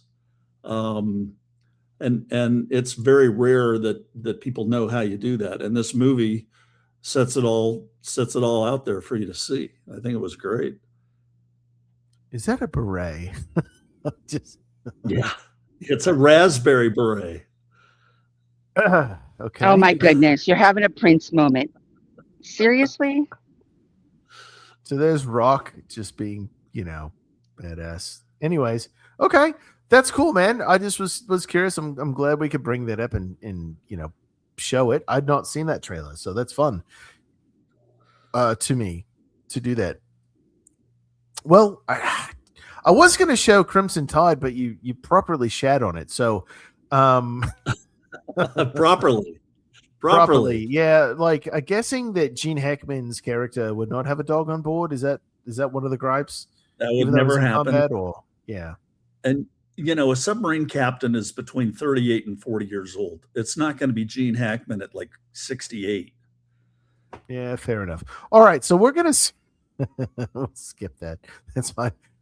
Roger that. Taken on board. Okay, so now this one I'm actually genuinely really curious about. This is K-19, The Widowmaker, 2002. This is the trailer. This has Harrison Ford in it, right? So I am very curious because of your pedigree, knowledge. I would love to get your take because I don't know what it is about this particular movie, but I feel like the people I've talked to that have seen it, there's a chord that's struck in some way, and I don't know all of the chords, but it's there, and I've noticed it, if that makes any sense. So let me go ahead and reduce this, add this up, and let's rock and roll. I got to make that full screen. Here we are. I will not play the Gerard Butler one. You're welcome. The Americans have forward deployed a George Washington-class submarine with Polaris nuclear missiles. Unfortunately, our response is still in dry dock. He was the elite of the Russian Navy. To undertake an exercise of this scope may be, with respect, premature. There is no doubt in my mind that K-19 is ready to fulfill her mission. The pride of the high command. Sea trials begin in 2 weeks. The boat isn't ready. We deliver or we drown. The shield of Mother Russia. No sailors have been given such a boat as K-19. It is the finest submarine in the world. We will not fail. I just hope you pick the right men. But in the middle of the Atlantic Ocean. We're sitting on a pile of uranium. Wrap this around your private parts. He was all that stood between the superpowers. I have a contact dead ahead. Continue the dive. 300 meters is close to crush depth. I know. And total nuclear war. Captain, they fired a torpedo. Fighter Missile 3. He nearly got us killed today. The political branch gives you the authority to approve any change of command. Based on an astonishing true story. You needlessly endangered this boat and its crew. Report! We've got a leak! The core's heating up. The mission's over. I'll tell you when the mission is over. The radiation is going to kill us all. No! Core temperature is 450 degrees and rising! K-19 has broken off radio contact. Harrison Ford. Our situation is desperate. At any moment, we could have an explosion. Hiroshima, 1.4 megatons. Liam Neeson. No captain in the Soviet Navy has ever been faced with such decisions. The fate of the boat, the crew, the fate of the world, all in the balance. I want my men off this boat. Some men pray for miracles. I would rather die than abandon my men. Heroes fight for them. Surface the boat! 950!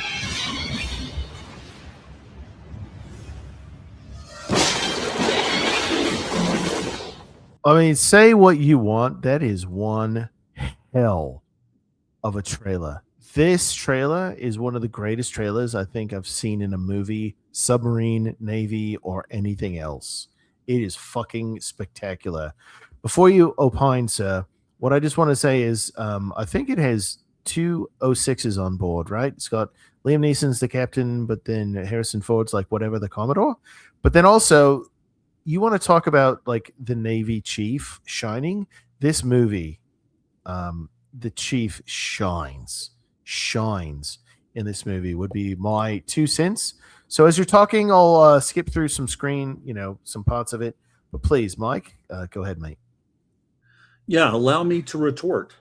I love this movie. I thought it was very accurate. It was the interiors were filmed inside of a Russian diesel boat. I've got Harrison pulled up. Did he pull you out of the movie in any way? No. I really enjoyed it. I was surprised that it did so poorly. The movie lost over $100 million. And I think part of the issue was Americans really did not sympathize with the Russians at the time. Yeah, well, I mean, if you were to do it today, I don't know that it would be much different, honestly. Well, the backstory for me is, and I know Supersonic does not like backstories, but I feel I have to tell this one, is that when it lost $105 million, it put a couple of dozen studio executives out on the street. And at the time, my novel Attack of the Seawolf was making the rounds in Hollywood with a movie deal. And I don't know if you know this, but Spielberg actually read Attack of the Seawolf. And his direct quote was, awesome. I love it. I wish I could make it. After K-19, no one would touch a submarine movie for a long time because everybody remembered the pain of K-19 and what happened.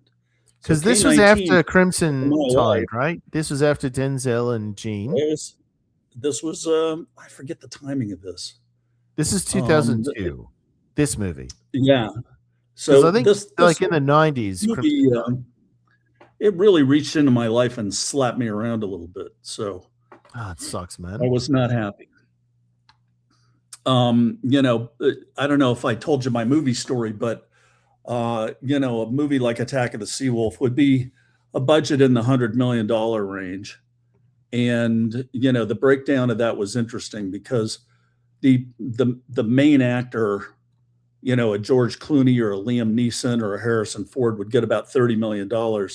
K-19 had both of them. So that budget line item doubled. So that was part of their problem right there. From that the fact that Liam Neeson, they're trying to sell. Okay. So I got to think they sold Sean Connery as a Russian. They're selling Harrison Ford as a Russian. They're selling Liam Neeson as a Russian. Like I they also sold Sean Connery as a Spaniard in Highlander. So I mean, there's some definite leeway in Hollywood for accents. Yeah, there's a little miscasting there for Harrison Ford because everybody remembered him from Air Force One, right? And him being a Russian submarine commander, it just kind of a little whiplash, eh? Yeah. It's just not quite right. But the story was accurate. It's just it did not do well at the box office at all. So it was based on a true story, though. Yeah, it happened. Oh, I've got to And the Russians were really like that. They were rushing things to sea when they weren't ready, and they didn't give a damn that things weren't safe. You know, the safety culture in the Russian Navy was terrible. I mean, it would make Admiral Rickover faint dead away. So I gotta point out this guy, right? He's the quintessential in. Okay, so the other movie I remember him from, was he in The Spy Who Loved Me as the bad guy? I'm trying to think. He may have been the Bond villain in that one, but then I definitely know he was in Lethal Weapon 2 as the South Out. Your diplomatic immunity has been revoked, right? That was the guy, and now he's here. So I definitely remember this cat from Lethal Weapon 2.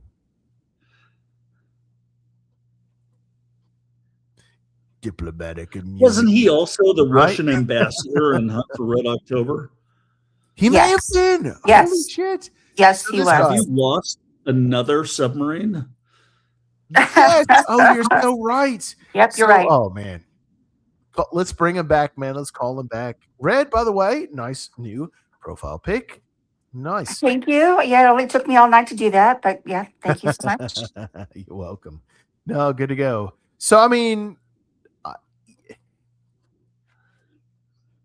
in Just War Theory, one of the main tenets is everyone is a human being, right? So even the fact that a Russian sub goes to the bottom of the ocean, let us help.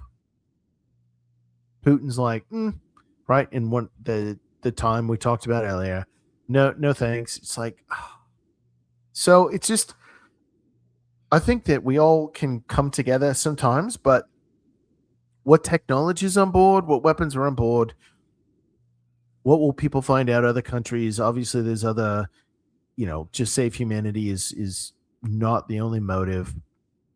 It's really wild. As, years and then decades pass, the more we'll learn about certain circumstances. And I feel like this is one of those, eh? Well, like we were talking before, when Michael said, "I'm backing up on you," that they rush everything to sea. They do the same thing with their Air Force too. I mean, they would sit there and say, "Well, we're superior because we have this many units that are capable of delivering XYZ," and it's just not true. And half the time, they don't have the ability to man them. The other half of the time, those planes need repair. They're not mission capable. So that's kind of the thing. But as far as the humanity thing of war, and Michael quoted me, there's a quote that I say a lot, and he quoted me. What did you put that in, Michael? It was Lion of the Seven Seas, where I talk about our enemies, and you have to appreciate and understand. You don't have to, but I think about it. You consider that that's a human being who grew up in a certain set of circumstances different than yours. It's what they know, it's what they've learned, and likely they don't know any different. And what I was talking about was, war is a real thing and yeah, we take a life. And I would always say that I always prayed for that person because they believe that they are right just as much as I believe that I am right. And I can't fault a person for that. So there's a lot to being a warrior and going to war. And I've spent enough time, and Michael chased around Russian submarines. I mean, it's something else, but the human factor is definitely there. You are very much not wrong. So, all right, I've got one. You have to show Red October because he loves it so much. I've got two trailers and then something really fun. Maybe something fun. I don't want to give the kit and caboodle away here. But yeah, so Ella's response, yeah, so she's like, well said, for sure. It's important. Joe Rogan says something that's when he said it, I was like, man, I wish more people thought like this, but it's definitely an uphill battle for them too. But everybody starts out as a baby, right? And then they grow and they learn, they become whatever. But like everybody starts out innocent, but what he means is there's an air of humanity. And no matter who our enemy is, and especially this is part of Just War Theory, is to not dehumanize, but to acknowledge, right? The fact that you can injure someone without hurting them. And that's kind of like a spiritual thing, part of that as well. Like there's this whole, ethos that the West is operating under. We'd like to think, anyways. And then you have other people. So, for another time, another topic. But as we're going through this submarine genre, it's really wild to think about the technology that's advanced, the situations they've been put in. Michael knows where he's been, and perhaps shit has been on a hair trigger. Maybe it's not, but we're not asking him. But we want to respect the fact that people are put in certain situations where, boy, they could make a big impact if the order was given. So I think that's a big takeaway here is the gravity and the graveness of the service, but also what they can do, the damage they can do, especially with multi-tip warheads and all that. That submarines. Michael, what is it, like 12? So what is it in the heyday? One ballistic missile could have 12 nukes as part of it. Help me if I'm wrong. I don't think it was that much. I think maybe it was 6 or 8. That's a fuck ton, man. That's like, okay, we're going to take out Moscow. We're going to take out St. Petersburg. We're going to take out da-da. We're going to take out da-da. Meanwhile, the other enemy with 6 nukes. Okay, we're going to take out Washington, D.C. We're going to take out New York. We're going to take out Miami. We're going to take out, list it, right? And it's like in one go. Or we can send all 6 to one city and good luck. So it's amazing that we've not had any nuclear winter. We've not, it's a testament in some way, right? It's a deterrent. Well, let me correct myself. We can carry 12 MIRVs with lighter warheads or 8 with heavier ones. It's a lot. That's going to mess up a day. Nobody wins. It's kind of like the Fallout. What is it? Fallout 76. If you watch the show or play the game, Teague says, I don't know if the human factor is the same across the board. A Russian or Soviet sailor is one thing. Some low-life Taliban, though, less honorable. Maybe less honorable, but they're still human, right? Like, that's all we're getting at. Speaking as someone who's never deleted anyone. Yeah, it's just important that we acknowledge the humanity, right? And and that is my thing. And yes, I do not like what I've seen and what I know and what my brothers have told me and have really changed. There are things that you can't take back. There's a lot of things that humans should never be subject to, and fighting a war is one of them, but it's a necessary thing. But at the same time, yeah, they are lowlifes. They do horrible things. They rape children and animals, all kinds of stuff. If I told you everything I knew, you wouldn't be able to sleep. I'm telling you that. But they started somewhere, as you said. They started as an infant. You see these videos of these people training these children who are less than 2 or 3 years old to be terrorists, to hate people. It's not that baby's fault. Yes, we have to deal with it in the end. Absolutely. And I do honestly believe that evil has to be destroyed wherever it appears. But they still have a soul. They're still God's creation. They were a baby at one time, as innocent as anybody else. Yeah, Admiral, that's all right if we disagree, because it's just important that we don't dehumanize. That's the big thing. Okay, so ladies and gentlemen, boys and girls, children of all ages, we have 330 people joining us on X. We're at a 2-hour mark. I would like to take another comfort break. And then we've got, kind of definitely, on the glide path to bringing it in for landing. Mikey, Red, are you guys good to, I only say Mikey because that's how you've named yourself. Are you guys having a good time tonight? I feel like we've had a great discussion. This has been, for me anyways, I've really enjoyed the direction and things that we've talked about. How about you guys? We're only scratching the surface. Oh, man. Yeah, it's a lot of fun. Good. Yep. I'm so glad. That my aim is always for whoever I have on to have a great time. And it sounds like we're hitting the mark. So, all right, we're going to take another comfort break for a few minutes, and then we'll come back with more excellence. Thanks, everyone, for your likes and reposts. Consider unreposting and then reposting again. We're going to bend this Grok algorithm to our will. Thanks, everybody, on YouTube as well. Good to see you over there. Streaming in both places at once. This is the second CTD experience. Tomorrow night, we're going to be conquering the summer movie review season. Myself, Geyser, and Mike, the voice actor, almost said DiMercurio. That's you. De La Morte. You got a lot of days. So trying to keep it all straight in my head. So glad you guys are here. Let's take a comfort break. We'll be back shortly. Enjoy. If you guys are enjoying the tunes, these are part of my AI album exclusive to subscribers here on X. We will be back shortly. I'm here with Mike DiMercurio and Supersonic Redhead. Glad you guys are here. We'll take a brief break and be back shortly.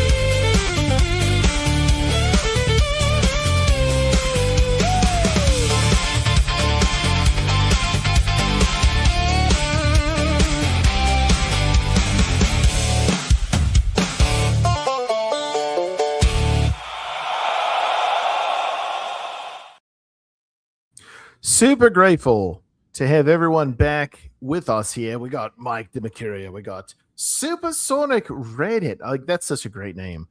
And I think you were telling me, Mike, dude, you're good. I mean, I guess that's why you write books and you're a writer for a living. But man, you should be like Aviator Call Sign Central. Like, you should be like the final authority on approving or disproving. In my experience with pilots, here we go with the call signs. Talking with pilots, right? Like, yes, pilots. You're starting a big fight here. There's two things, and he doesn't even know it. The thing is, like with call signs, right? Like pilots, they will get, they do something to earn it, and then, like, for whatever reason, it is given, right? Like I've known call signs based off of people's last names. And then off of like stupid shit they did. That's hilarious. And then sometimes they're like, yeah, you're going to need to buy me a beer to learn why I'm called. But it's fun. The aviation culture is like lighthearted. It's really in depth. Like, it's total type A personality, types. But when they're like, not in the ready room, when they're not planning a mission or debriefing, fucking great senses of humor, man. Red, you guys have such a great sense of humor, the aviation culture. Submariners, I don't know. Do you guys laugh at all? It seems like it. I'm seeing you smile a lot tonight, Mike. So, I mean, I'd like to think so. But I know Navy surface warfare officers, SWOs, that's not call the vernacular. signs too. Don't listen to Super. We got call signs ourselves. No, you don't. You have nicknames. Yes, those are nicknames. Yes. They're not call signs. Yes, everybody wants to be a pilot, but we can't all be pilots, Mikey. Those are nicknames. These are call signs. There's a difference. Okay, go. Anyway. Oh man, I did step into something. So we're glad you're here, guys and gals. All day. So we're so grateful to have everyone joining us live, because what's really fun about that is it gives you the opportunity, gives folks the opportunity, right, to interact as we are. We're pulling up their comments and commenting on them and interacting. And so whether you're on YouTube or X, if you say something and it's fitting in with what we're doing, man, we're happy to do that as part of that. So I'm seeing a comment here, Mike, that I think before we continue down the road of trailers and your take, dude, by the way, thank you for doing that, because I'm really fascinated by your takes, and I think this is really cool for people to enjoy, and not only live, but people that see this well after are really going to enjoy your takes, man. So Ella asks, what's your favorite book you've written and why? Now, obviously, this will go without spoilers, but men, please. Very much like asking, who's your favorite child? Good job, Ella. Well, good job with that question. Not sure what kind of answer we're going to get, but let's strap in. I think my personal favorite is Dark Transit, which was the novel 10. It was the first one I wrote after a 15-year hiatus. I came back to work and wrote Dark Transit. Whoa. You stopped writing for 15 years? Yeah, my Voyage of the Devilfish came out in 92. Okay. My novel Vertical Dive came out in 2004, and then I stopped writing until 2019. And the reason is, is that every time a book got published, every time one of the I think at the time I stopped at novel number 9. When a book would get published, I'd get sued by 3 women, 2 ex-wives and 1 ex-mistress for child support. So not going to touch that with a 10-foot pole. I just got tired of paying 60% of my income in child support, and not because they didn't deserve it or because it was the wrong thing. It was just I got all these increases because I'd published a novel, and it's not like I was making offshore money. But, I got sued 32 times and I lost 30 of those. So I put my pen down and I said, I'm finished. And then in 2019, I thought, well, the youngest child is 19 now. Maybe it's time to go back to work. So I wrote Dark Transit, number 10. And in answer to Ella, I need to know which one to start with. I recommend Dark Transit. It starts the second series with a guy named Anthony Pacino, who is the son of the hero of the first series. And after you kind of work your way through that, if you're really interested, you can go back to the first series and see how things came to be with the older Pacino. And in fact, our author's edition of Voyage of the Devilfish, The Titanium Coffin, does a pretty good job of showing what happened to Michael Pacino in the very beginning. The main character's father from Dark Transit. I was watching an interview, if I may interject really quickly. You didn't name it after Al Pacino. No, I named it after Pacino, Sicily, which is a small town in Sicily where all the DiMercurios came from. Yes. So I just want to point that out. So just, nobody thinks that you're like trying to name drop or whatever. It's based off of a locale, eh? Don Fine asked that. He was going to have me rename the character, and that was one thing I fought him pretty hard on. I wanted that. Well, nowadays you could pull the whole PC. Oh, that's my heritage. I'm actually not what cultural appropriation. I'm appropriating my own culture, bitch. Exactly. Exactly. Yeah, for sure. So, okay, before we go any further, I do have some notes here that I've done a little bit of, homework, watching interviews you've done, things you've said. I want to make sure that I catch all of that. It's just not junk food trailer stuff. But what's interesting to me is I have three things I would love to get, and if you don't remember it all, I'll go back over it. I'm just going to name them and then go with whatever your heart desires. Okay. Okay, go. So you had a near-death experience in sub school, so you won't go near water now. Okay. You talk about the 100-page stall, but then I'd like to talk about Stephen King was out of his fucking gorge when he wrote some of his best stuff with cocaine and alcohol and drugs and alcohol and didn't remember. And that's some of his best shit because now he's like just made fun of and just like a Karen, and you're like, what the fuck? It's like watching the bands back in the day, like, oh, go against the man. And nowadays they're like, dude, the man is so cool. I love the man. Like, fuck you. So anyways, go ahead. Yes. I don't know where to start with that. Let's look at Stephen King. I read all his books in the 70s, and then something happened to him after The Shining. I don't know what it was, but I Sobriety? don't think it was good. No, was it seriously, the writing? there's some books he concepts? wrote, and he's like, I don't seriously remember. He threw Carrie no shit in the garbage, and his wife took it out and saved Carrie from being thrown away. I shit you not. Yeah, He- that's That was a true. good. That's true. And I think Christine, he didn't remember either. Basically all before a certain period of time. Well, that could be old age. How old? He's got to be in his 70s now, right? I'll look it up, mate. You do you. I'll look it up. I'll be like young Jamie on Jerry. Yeah. Well, you talked about the near-death experience. That happened in Navy scuba, where we had a tank test where we were supposed to throw all the components of our stuff into a very deep pool and then put all that stuff together while instructors were punching and kicking and smacking us. And I managed to take in a double lungful of water and Oh God. lost consciousness and, pretty much flatlined underwater. So Did that, if I may, ask this in all sincerity and with humility, because I've been diagnosed with it myself, and if not, that's fine. But any PTSD from that?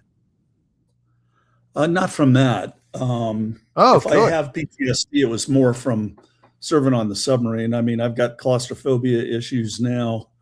I don't like to be in spaces with a lot of people. If you saw our battle station's control room and saw 21 guys shoved into a space that's about the size of your master bathroom, you can kind of understand. Yeah, that's not great. And plus, I doubt everyone smelled peachy. But actually, the near-death experience was actually if I may, is there a certain smell that brings you back into that world immediately? Because of all the five senses, the sense of smell bypasses the hippocampus. If I'm wrong, it's the hypothalamus, but bypasses one of those two and directly to your brain. So is there something I you noticed- smell that you're like, boom, I'm back? I don't know whether it was Baltimore. It was somewhere where there was a World War II submarine on display. And I went into it to tour it, and it smells exactly like a modern nuclear submarine. And I was right back there. The smell of a submarine is unique, and it's extremely pungent. It's very strong, and it's diesel oil, it's diesel exhaust, very sulfury exhaust, cooking grease, a little ozone from electrical equipment, a little bit of tang of sewage. And it's common to all American submarines, and it's impossible to get off your clothes when So I you think come that's back from an something- operation. It's just important for horrible. the public to understand that service members, we may not suffer from PTSD, but there's post-traumatic stress, and there's memories, and there's smells, and there's all this shit that people don't realize. Now, that's not to say that, normal people don't have trauma and whatever. But like, if you sign up for it and, hopefully it's documented, but at the same time, it just, fireworks hit different after a war versus before or whatever, right? Like, it's just one of those things. Yeah, I think Supersonic has something to say about that. As far as fireworks and things like that, I'm pretty good for the most part. I'll tell you what tripped me up. The biggest thing that tripped me up was I had just retired. It was 2012. I had to go to Dearborn, Michigan for business with my husband. And we're going through, and Dearborn is just like being right back there. All the signs, they're all, written in Farsi, everything. There's a lot of no-go places, that kind of thing. We went through McDonald's to get something. I was starving. And you order the chicken McNuggets, and they're like, do you want that halal? And I'm like, are you kidding? And then within like not even a minute, I hear to my right the call to prayer going off. And I am like, get me out of here right now. And that was my only really bad time about that. I mean, after that, I was okay. When I first moved to Michigan, it was kind of funny because they test the tornado sirens like the first Wednesday of the month. And for the first few months, I'm thinking, all right, I need to run to the tarmac now. So that was a trip to get over. There's always something like that. I think everybody has a story or two like that. I would say overall, I don't have a lot of PTSD issues, but when I first came back, boy, it was rough for a while. Yeah, so thank you first and foremost for your service. 32 years, that's a really long time. Even for military members, most like, I'm going to do 20 and get out. 32, that means you enjoyed what you did, but there was definitely sacrifice in what you did. So thank you from all of us to you for that. And there's a debt that here's what I'd like to think that I can say to people that don't understand, that have never served. Maybe you've wanted to serve and are unable and got it. Or to those that do not want to serve, that are able, that whenever you hear when you serve active duty or reserve, right? You hear the national anthem, there's colors, retreat at the end of the day. There's a sacredness in a pride. You're in a ball game and you're in civilian clothes and you put your hand over your heart and you just are always going to look at the flag a little different. You're going to feel different than those that have done that. And that's okay. Not everybody is meant to. But what I'm trying to say here is this conversation we're having, whether it's between submariners, whether it's between service warfare, whether it's between aviators, right? There's a commonality, there's a common thread that Michael's done, that Red's done, that I'm doing, that so many are listening that have done, or, everybody else that there's a really cool thing that we all get to experience as Americans. Can we argue over, is everything that we've always done just war theory? Maybe not, right? Like, we've not always hit the mark, but what we can all agree on, I think, is when we've gone and responded to what our country has asked of us, we're looking to our right and our left, at our friends, at our fellow service members, and we've dead-eyed said, I'm here for you, and we're going to make it out of this. Yeah, that's absolutely. It's at the end of the day, who you fight for is the person on your right and is the person on your left. Absolutely. They're your brothers and your sisters. Because, we're sent forward, and that's who we have to rely on. Whether you're on a destroyer, a frigate, a carrier, LHD, LPD, Air Force, like everybody, at a certain point, right? Like submarine, like we all have ranks We all have different ages. We all have different specialties. But boy, there's a moment where it's like, fuck, I need to come home because of you. And if we've not had that moment yet, it'll come. That's a very sobering moment. But it's also one of those moments that creates that bond that military will always have with one another, that civilians just, and it's not a knock, it's not throwing shade, just they won't experience or know. Yeah, it's definitely different. What do you think, Michael? I was muted because I'm coughing. Can you hear me now? We can. We thought you were rapping, but that's okay. No, I think I need you to repeat the question because I was coughing so loud I didn't hear it. No worries. No, we're just saying people that, I don't know, Red, you probably do a better job than me. I feel like I'm tired of hearing my own voice. Before we go on to the trailers, go ahead. I mean, basically, as far as what you were saying, yeah, there's a difference. You have an allegiance between your brothers and your sisters. You fight for who's to your left. You fight for who's to your right. That's something that a lot of people who are civilians can't really understand, but even though they do respect and love us for the most part. And I think that's what he's talking about. And I asked you what you thought. Nailed it. And Mikey's coughing again. Oh boy. Okay. Well, we'll keep it. I'm there. back. Oh, Okay. It's back. All right. So, okay. Any comments, Mikey? And then we'll go to the trailers. Let's go to the videotape. Roger that. All right. I'm having so much fun. Thank you guys for being here tonight. Chat and Red and Mikey. I'm enjoying this immensely. Okay, so here we go. Ready or not, here we come. This is Hunt for the Red October.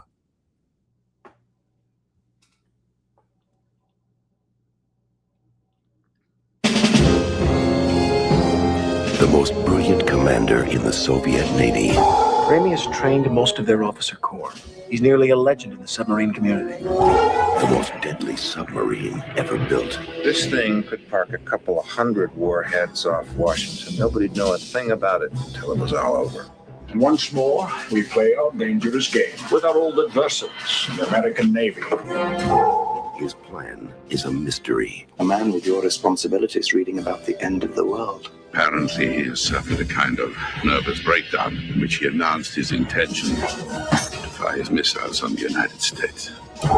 We want us to help you hunt him down, kill him. Open the outer doors, firing point procedures. We sail into history. I'm going to blow him right to Mars. Ramius might be trying to defect. You're just an analyst. What can you possibly know what goes on in his mind? I'll give you 3 days to prove your theory correct. I am not field personnel. I am only an analyst. You're perfect. I'm expendable. He's defecting. Willing to bet your life on that? From the best-selling novel by Tom Clancy. From the director of Die Hard. Give this man a chance. My orders are specific. Battle stations. Sean Connery, Alec Baldwin, James Earl Jones, Scott Glenn, Sam Neill. The Hunt for Red October. I mean, hold on. Let's just listen to that. Hold on. Connery. Mikey Alec is not Baldwin. smiling. My orders are specific. Battle stations. Sean Connery, Alec Baldwin, James Earl Jones, Scott Glenn, Sam Neill. The Hunt. Sean Connery. It was like, let's just name everybody fucking amazing. Sam Neill, R.I.P. That makes me fucking sad. That kind of bums me out I right there. like them. Anyways, but like, I think Sean Connery's hairpiece, I don't know, the trailer shows it off. His hairpiece, I think, was $20K. There it is. Let's go with that. Yeah, $20K was his hairpiece for this movie. But yeah, Mikey, let it rip, Tater Chip. You know, I liked the movie until it got to the part where they were signaling with Morse code through the periscopes. And that was, number one, completely inaccurate. Number two, lazy writing. You know, they should have written their way out of that, because nobody's going to put a a flashing light on a periscope. You're supposed to be stealthy, right? You're not going to be flashing something out of the periscope. And even if you could flash something out of the periscope, the thought that the captain would know Morse code and be that conversant in it to do 60 words a minute is bullshit. And that the idea that the Russians would know A, English, and B, Morse code, and C, it 60 words a minute. I mean, at some point, there's a record scratch and you can't watch it anymore. It's too dumb. So that's pretty much where I stop watching. I think, okay, so if I may, what I'm noticing is, you've got military movies, right? You've got like Marine Corps movies, you got Army movies, you got Air Force movies, there's even some Coast Guard, but like submarine movies, the culture is so minute compared, and knowledge base of the culture is so unknown that like the movie industry can kind of get away with anything. It sounds like, based on our conversation tonight, and it kind of pisses me off. Like they're like, oh, who's gonna know? Like, who's served as a Marine or a sailor that's a submariner? Well, not many, right? But like, the fact that they're gonna like intentionally not care this much, that's a really fucking crazy thing. They needed a good. Does that make sense? Is that a good? Is that like a fair assessment? Would you say? Well, it's obvious that they had a good technical advisor and at some point fired the guy because they needed the story to go a certain direction. And like I say, it's lazy writing because a good scriptwriter could figure out a way to do what needed to be done without them doing that. But one example you have to understand your community, though. They could be a great scriptwriter, but what I'm saying is, like, you've lived it. Unless you've lived the submarine community, like I don't know that anybody's just gonna like throw a dot at a dartboard and like kind of come near what's real. Does it make sense? Yeah, you're right. I mean, we talked about this. I'm sorry. No, I had discussed this before with my mom, who is a famous screenwriter, and I agree with Michael. They changed screenwriters. You can tell they did. They did. They got kind of lazy, and they did have from the beginning, and I think Michael will agree about this, they did have some pretty good consultants from what I understand. And then suddenly it was like, well, let's just do this to hurry it up and let's make 20 minutes 5 or whatever.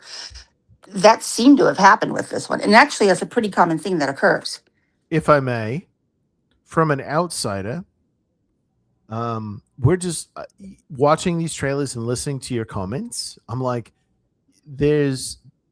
anybody that's done a submarine movie are taking a lot of liberties because they're like, nobody fucking knows this shit.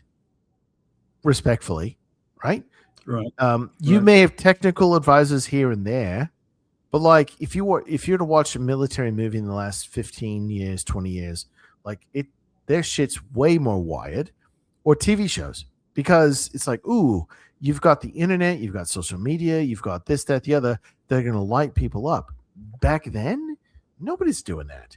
So I feel kind of like I feel cheated as a moviegoer, right?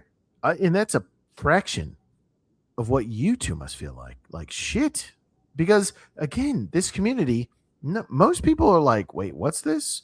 I don't know. Okay. My knowledge is based off of what I'm seeing. So that's why I'm actually going through these trailers. I'm being sneaky, Mikey, in going through these trailers, asking for your opinion, because you're kind of like educating everyone in a very entertaining way about the submarine community, because nobody has a fucking clue except for you guys. And I want to give you a voice. So I'm grateful for the opportunity. Well, again, that's why I like Ice Station Zebra.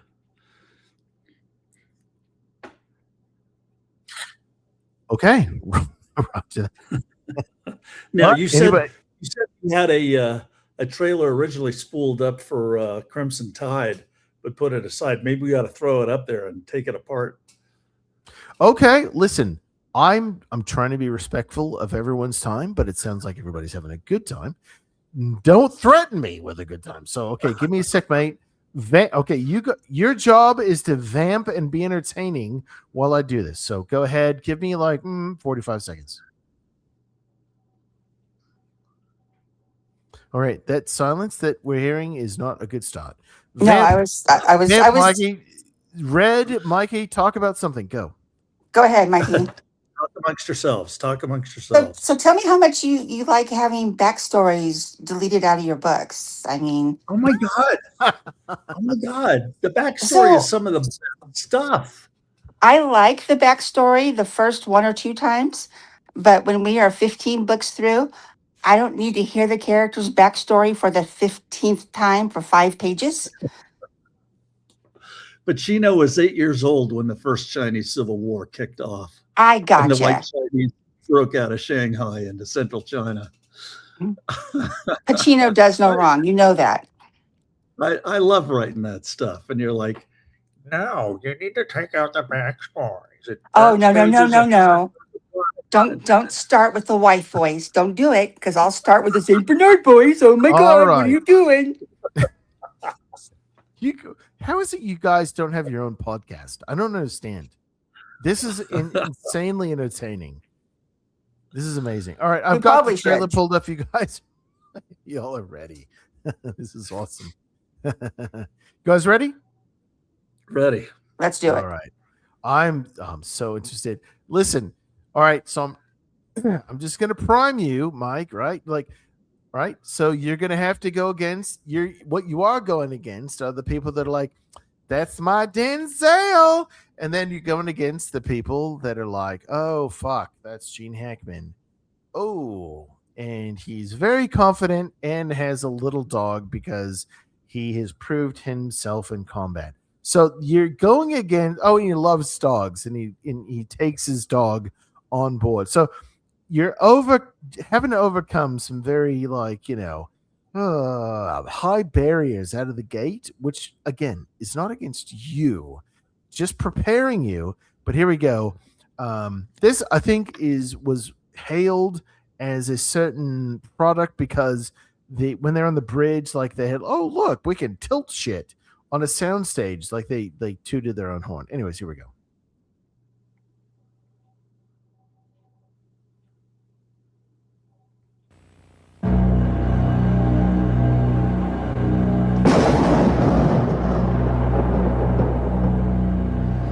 As you no doubt heard, my exo has appendicitis. Your name was at the top of the list. Well, that's good to know, sir. It was a short list. There's trouble in Russia. So they called us. And we're going over there and bringing the most lethal killing machine ever devised.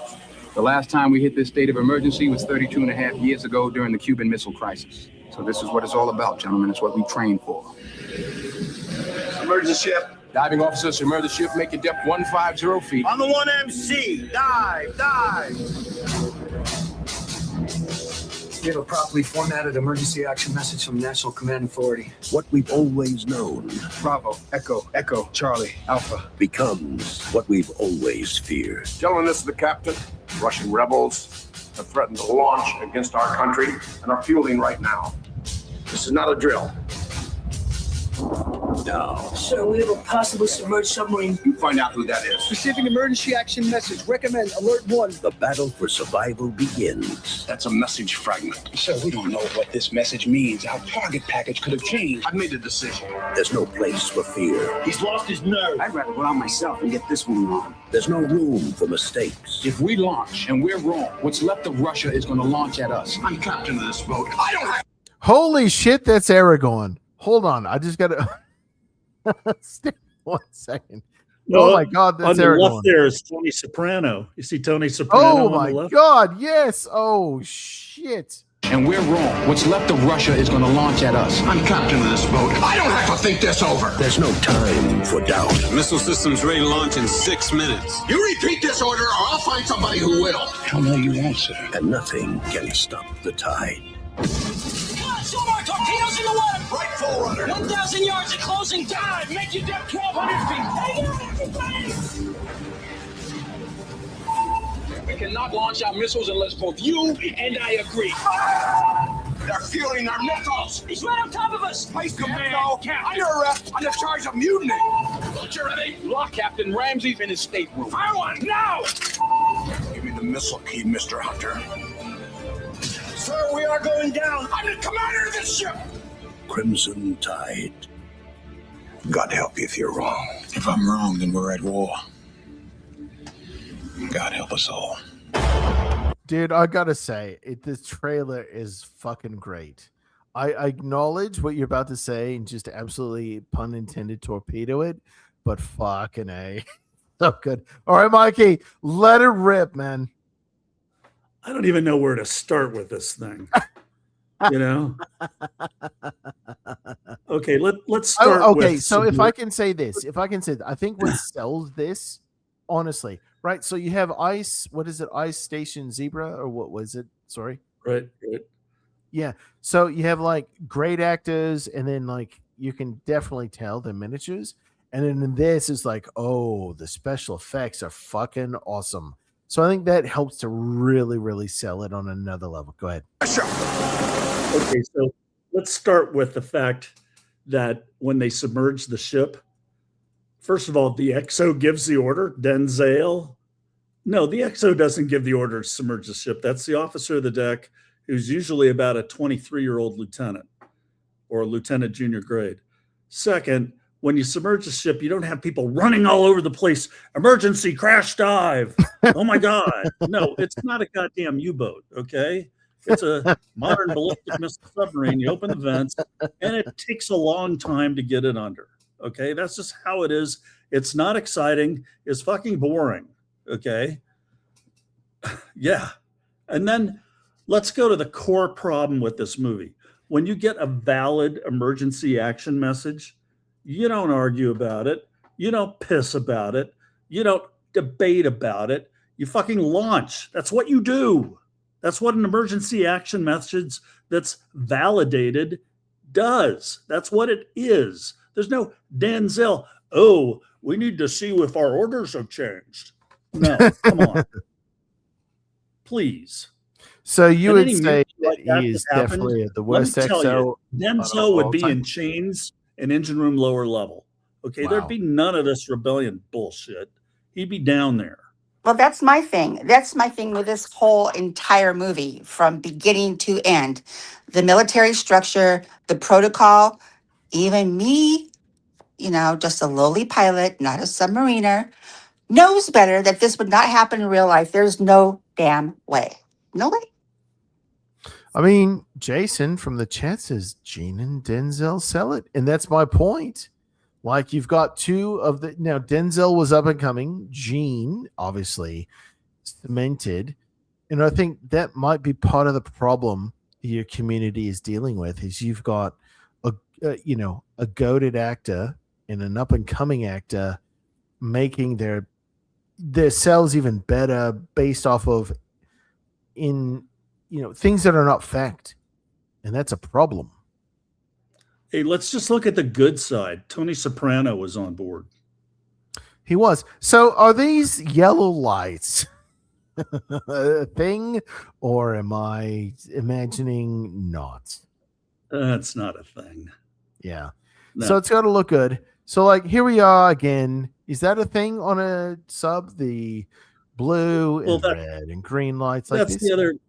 That's the other bullshit thing. If somebody launches a torpedo at you, you have no idea how far away it is.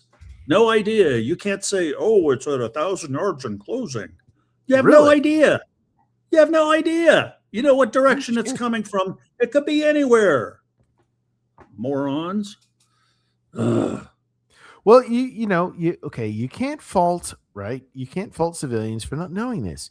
And that, Mike, this is why actually, I'm you so can, because they hold on they one can sec. have a technical advisor who tells them, no, that's bullshit. Get that out of the script. I understand, but this is why I'm so grateful to have you here tonight. We have almost 400 people joining us live on X alone. Thank you for being here because, we don't know this world, right? We assume, right, as outsiders, Gene Hackman is joining. He's a captain. That we ought to like that alone brings pull. He's read the script, it's been vetted. The only way he would choose to take this role is because he agreed that this is the way it actually is. And what we're learning tonight is you're like, yeah, no, not Role even either close. for money or because he had a contractual obligation to make the next movie. Right. Which, when you study Hollywood, you find out a lot of these crappy movies that have good actors in them, they're in there because they have a contractual obligation to make movie number 3. Right. And they don't get a choice what movie number 3 is. And So let's just go to the fact that he is as old as a 3-star admiral, not as a bird captain Fair enough. for a nuclear submarine. Okay.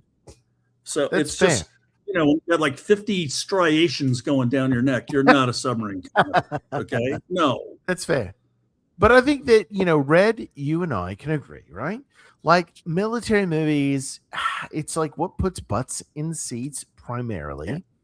And facts don't always take a front row seat. But what I'm saying is, and why I'm so grateful the two of you are here tonight, and we're having a great time. I love this. At the same time, is we're like, the most unknown, I would argue, tell me if you think I'm wrong, I would argue the most unknown cultural community in the military is the submarine community. Not because of lack of movies, right? Because you've got a lot of special forces movies. You got Delta Force, you've got the SEALs movies, whatever. But the fact that they goober up the culture so poorly that they're like, fuck, they actually wait, is this on purpose that everybody doesn't understand the submarine culture at all? Like that's kind of how I feel. Like the UFO thing, like it's just we're sprinkling in so much inaccuracy just to fuck with people so that nobody knows how great America is underwater. Well, it is the silent service. Yeah, I was just going to say it's the silent service. And the other thing is when they make these movies, it's, pride in country type of thing, pride in military, especially the Top Gun movies. That was like the single best recruiting tool, I believe the first one ever was for the Navy. Although a lot of people thought, no kidding, that Top Gun was an Air Force movie. Look it up. It's true. But it was supposed to be. The Air Force passed, if you can believe. I know. Yeah. We're not so great at some things. But as far as this one it drives me crazy because of the protocol. But see, the thing is, I work for the Air Force and for the Navy. So long story there. But anyway, and I actually had more fun at the Navy than I did the Air Force, I think. I am not surprised because the Navy is awesome. Would you agree, Mikey? Yeah. Just ask us, we'll tell you. But this one was something else. And I'm like, they were trying for good cinematography. No, not good cinematography. No. Just no. Anyway, okay, next. Just no. Not only no, but just no. Okay. All right. So we're coming in for a landing here. Mikey, US 4. Can I call you Mikey? Is that okay? It's on your Yeah, I love that, man. I appreciate that. I feel like a bit of a privilege. Thank you, sir. We got 2 things left. I feel like I want to mention them. I don't want to save them for a surprise. I want it to be like, hey, this is what's happening, and I think it's cool. So I've got, let me make sure I've got it all good to go. Okay, I've got the down. All right, down Periscope is the 2 rounds I've left in the chamber. The trailer and anything you want to mention, but then the fucking anchors away scene, and it's just I feel like that's how I'm gonna end the stream tonight. Is the anchors away moment? We can just nobody has to sing, but just that's great. But I just want to give you a little bit of the blueprint because we've been at this for almost 3 hours. Oh yeah. Who knew? It's almost Who knew we could talk this long? No, watching the movies was really fun. This has been a blast for me to do it again. I'm going to be very selfish in saying that this is not uncommon for my guests to say, wow, I didn't realize we've been talking this long. And it seemed like a short amount of time. I take an immense amount of pride in hearing that because it lets me know that you guys are having a good fucking time. And that's all I care about. So I'm glad you're here. Do we need to take a comfort break, or are we good to go to power through and do this? You tell me. I'm good either way. Knock it out. Okay. Knock All it right. out, baby. So here we go. Don't threaten me with a good time. So here we are. All right. Oh, man. This is so fun. Here's okay, listen, guys, gals. If you're curious what I've ever, okay, listen, I can only go off of what I've ever heard. All right. This is what I've ever heard is a thing.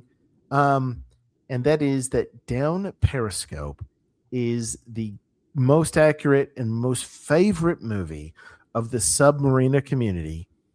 Let's watch the trailer and we'll get Mikey's reaction because I am dying to know because I fucking love this movie. Let's go.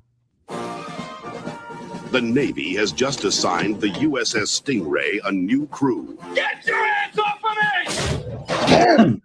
In military technology. Oh, it's a little tickle. Dedicated to teamwork and camaraderie. There was a fingernail in my food yesterday. It was a Band-Aid! I'm sorry, sir. Band-Aid was holding the fingernail on. And they're about to get the leader they truly deserve. Third in his class at sub school. We're dead. Cited for tactical excellence. We have a shooting solution. He's one of the Navy's finest. Fire one! Oh, get up there, you miserable little puke! Lieutenant Commander Thomas Dodge. I'm here to pick up my new submarine. So do you need anything from me? Driver's license, credit card? There she is right now. Your new boat. No disrespect to the USS Rust-Oleum here, but this is ridiculous. Now, together. It's the crew from hell. What do you think about our boat, Pascal? I feel I need a tetanus shot just from looking at it. They'll rise to any challenge. Lieutenant Blake, you're almost out of uniform. I never saw anything like that on one of them big nukes. And prepare for the mission. You're going to clean up the Stingray and take her out. What's our mission, rescue Gilligan? That will make their careers. These men love me! Whoa! Don't go by the book. Think like a pirate. Let's kick this pig! One Rebel diesel. Prepare for dive! Does he mean underwater? Against the U.S. nuclear navy. Torpedoes are hot. You are targeted. Battle stations. Up against incredible odds. They're on us, sir! It's up to the crew of the USS Stingray. It's the Orlando. All hands, we are now going silent. To use their unique talents. Hear something? Sounds like a whale. With a false alarm. To beat the Navy at their own. Fire two! What? War game. Sweet! 20th Century Fox presents the movie The Navy. Want you to see. You ever hear of the Mild Tea Club? You ever hear of a salad bar? Kelsey Grammer. Polishing the old torpedo, sir. God, I love this job! Down Periscope. What are you doing? As little as possible, sir. Buckman! Yes, sir! Thank you, Buckman. That'll be all. Oh my God, what a great fucking movie. I'm just gonna opine here, Mikey. Just hang tight, mate. I just my take. Pick up my new submarine. Okay, so if I may, I just want to say I think that Down Periscope is Star Trek's Galaxy Quest. It is, in all intents and purposes, a Navy movie without being a Navy movie. Like it's a Star Trek movie without being a Star Trek movie. It follows it in every respectable manner. One Rebel. Of like just in the spirit, in the love, the care. Just it's so amazing. So I just want to leave it there. Mikey, let it rip, tater chip, mate. Well, it's McHale's Navy for submarines, right? I mean, it's a comedy from start to finish. None of it's accurate, but you know, it's like you say, accuracy is not part of the the starting block for a movie like this. I beg to differ with you, Mikey. So the part where the guy parks his car in somebody else's parking spot, can we talk about that for a minute? And who actually did that at the Naval Academy? No. Yes, No. tell. Yes. No. Don't make me tell. Never happened. I was never there. Oh yeah. Yeah, he parked, what was it, your Camaro? Yes. Oh, I forgot to bring that up. You're right. That never happened. I was never there. Okay, continue, Mikey. No, I mean, look, it's fun when you got a guy saying, "I need a guy with a tattoo on his dick." I mean, sure, that's funny as hell, but that's never going to happen, right? So I'd like you to open. Have you seen Galaxy Quest? No, I have not. Oh, Oh my gosh, Okay. we should come back and watch Galaxy So- Quest with Mikey. That would be I so feel funny. like- Yep, I feel like that's a hole in the game plan. Okay, so let me give you the cliff notes, right? So, Galaxy Quest stars Tim Allen, Alan Rickman, the guy who played Lowell, not Lowell. Who's the taxi guy in Wings? Tony Shalhoub. Anyways, so Galaxy Quest is a fictional sci-fi cast like Star Trek. So imagine like Captain Kirk, Uhura, Spock, whatever. Like they've run out of gas and they're doing like come and to this Kmart because their specials are out of this world. That's what the actors are being hired for. And then like actual aliens are have watched all of their episodes thinking they're historical tapes, and then they beam them up and then assume that they can help them with an actual real world alien thing. So I don't want to give any more away, but like Alan Rickman is a treasure because he plays like Spock, but he also plays Alan Rickman, who doesn't like Tim Allen, but Spock doesn't like Kirk because he doesn't think he's a good actor or whatever. Anyways, so that's like the whole thing here is like the parallel between Galaxy Quest and but if you've not seen it, mate, I don't know that I can explain it or do it any other justice. Red, salvage anything I'm trying to say here. But go ahead. Without ruining it, that's about as much as you could tell him because, as I said, we should watch it with him and watch his response. Yes. It's hilarious. That is a Yes. funny movie. You would like it, Mikey. I am sensing a subscriber movie watch party. Got it. All right. Taking aboard. Here we go. I love it. No, it's all good. So, I may have just closed the window. I accidentally meant to not. Give me a second here. I'm reopening it. So, anyways, I have something I want to end things on. Before I do, I want to give Red, you, obviously Mikey, talk about everything you have going on. Let everybody know all the things, and then we'll go to what I'm thinking. Over to you. Well, Mikey?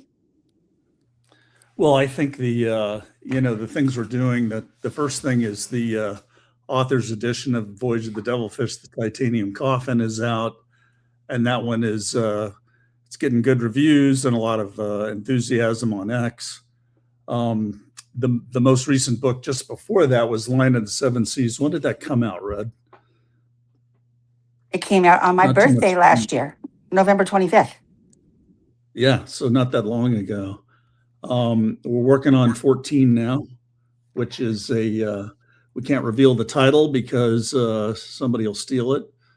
And then I'm writing 15. So that and trying to figure out how to ride this trike. That's what I'm up to.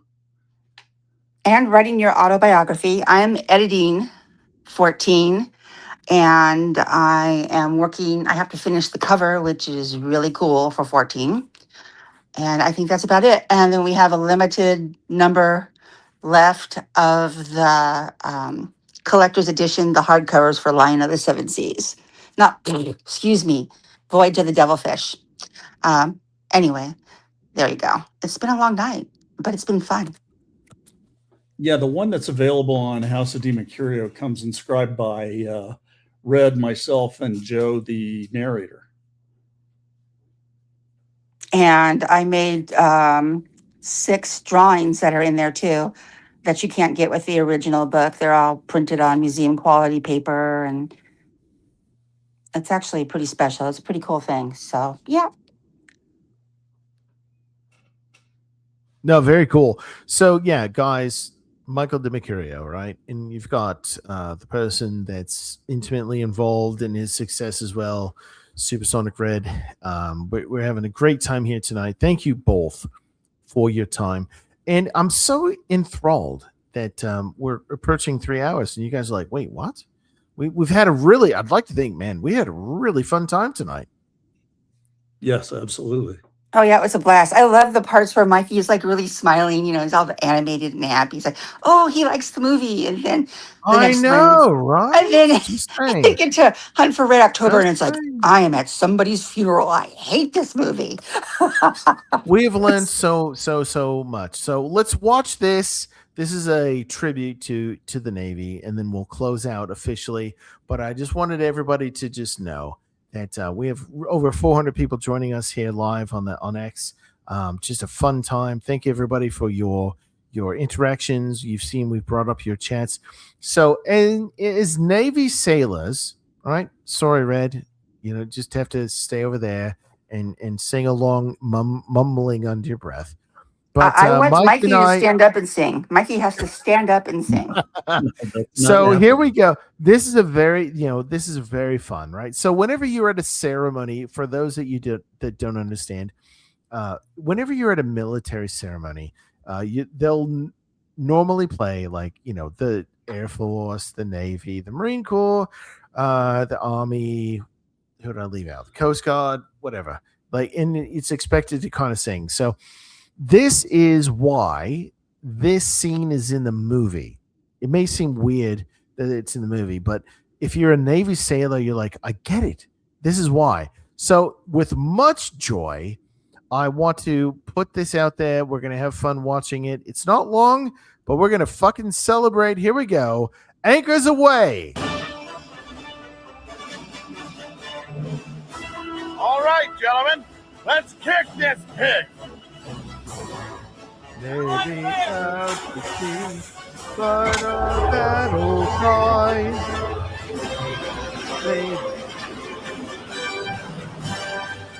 Well, now it's Navy. Oh, second verse. Got it.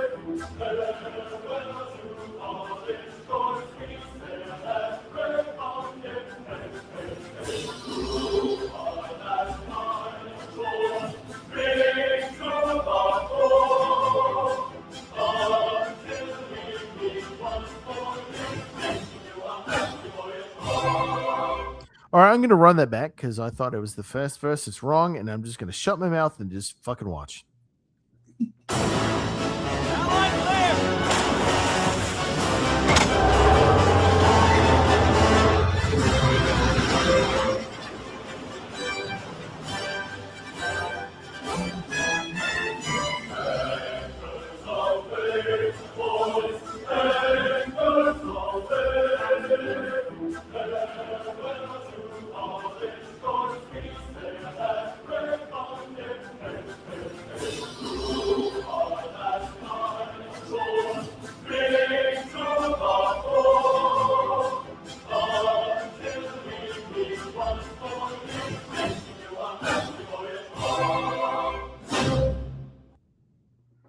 Well, you are not wrong, mate. We did beat the shit out of the Imperial Japanese. It took us a minute to get our footing. Midway, by all means, it's very rare for me to recommend. Besides like Independence Day, Emerald Remick, or what's his name? Sorry. Who directed Independence Day? I don't remember. I'm currently Roland Emmerich. I just couldn't roll it off my tongue. Roland Emmerich, Midway. Watch that shit. It is so good. Yes. How it was a battle between Army and Navy, 4-star, 5 stars. We're going to use Midway as a carrier landing And anyways, it's a whole thing. So anyways, all right. I want to give Red, you, and then Mikey, then the last word, and I will send everybody off with our closing tune. It's a custom AI tune for this program. So Red, please regale us with anything you would like to say. Thank you for joining us tonight. I know it's late for you on the East Coast. I hope you had fun. Oh, no, thank you so much. This has been awesome. We definitely have to do it again. Good night, everybody, and we'll see you around on X. Don't threaten us with a good time. Mikey, Go ahead, mate. It's been great being here. I appreciate it. We've got lots of sea stories we haven't even gotten to yet, so maybe we'll have to do this again. Well, listen, mate, a sea story, CTD experience. Oh, man, dude, that would be... And think who we could recruit to we could have up to 10 people in on this. So that's fun. Some super bit of fun. Guys, please go check out Mikey DiMercurio. You guys will see the links on YouTube and on X. Go buy his stuff. He's a great author. He's a super experienced. As you can see, good people. And let's support him. Thank you both for your night, your time, and until next time, we'll catch you guys on the timeline, okay? All right. Good night, Al. Good night. Good night, everyone.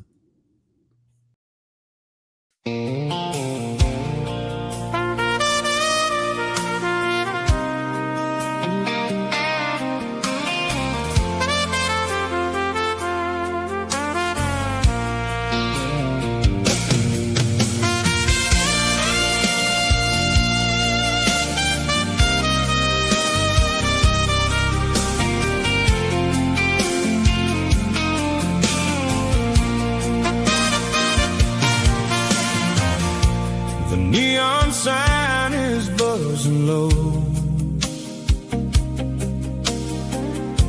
The bartender's ready to go. I'm sitting here with one last glass, watching the lonely hours pass. It's last call. Yeah, the party's through. Just me and my memories of you.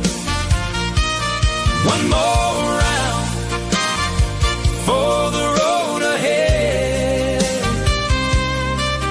with all the words we never said.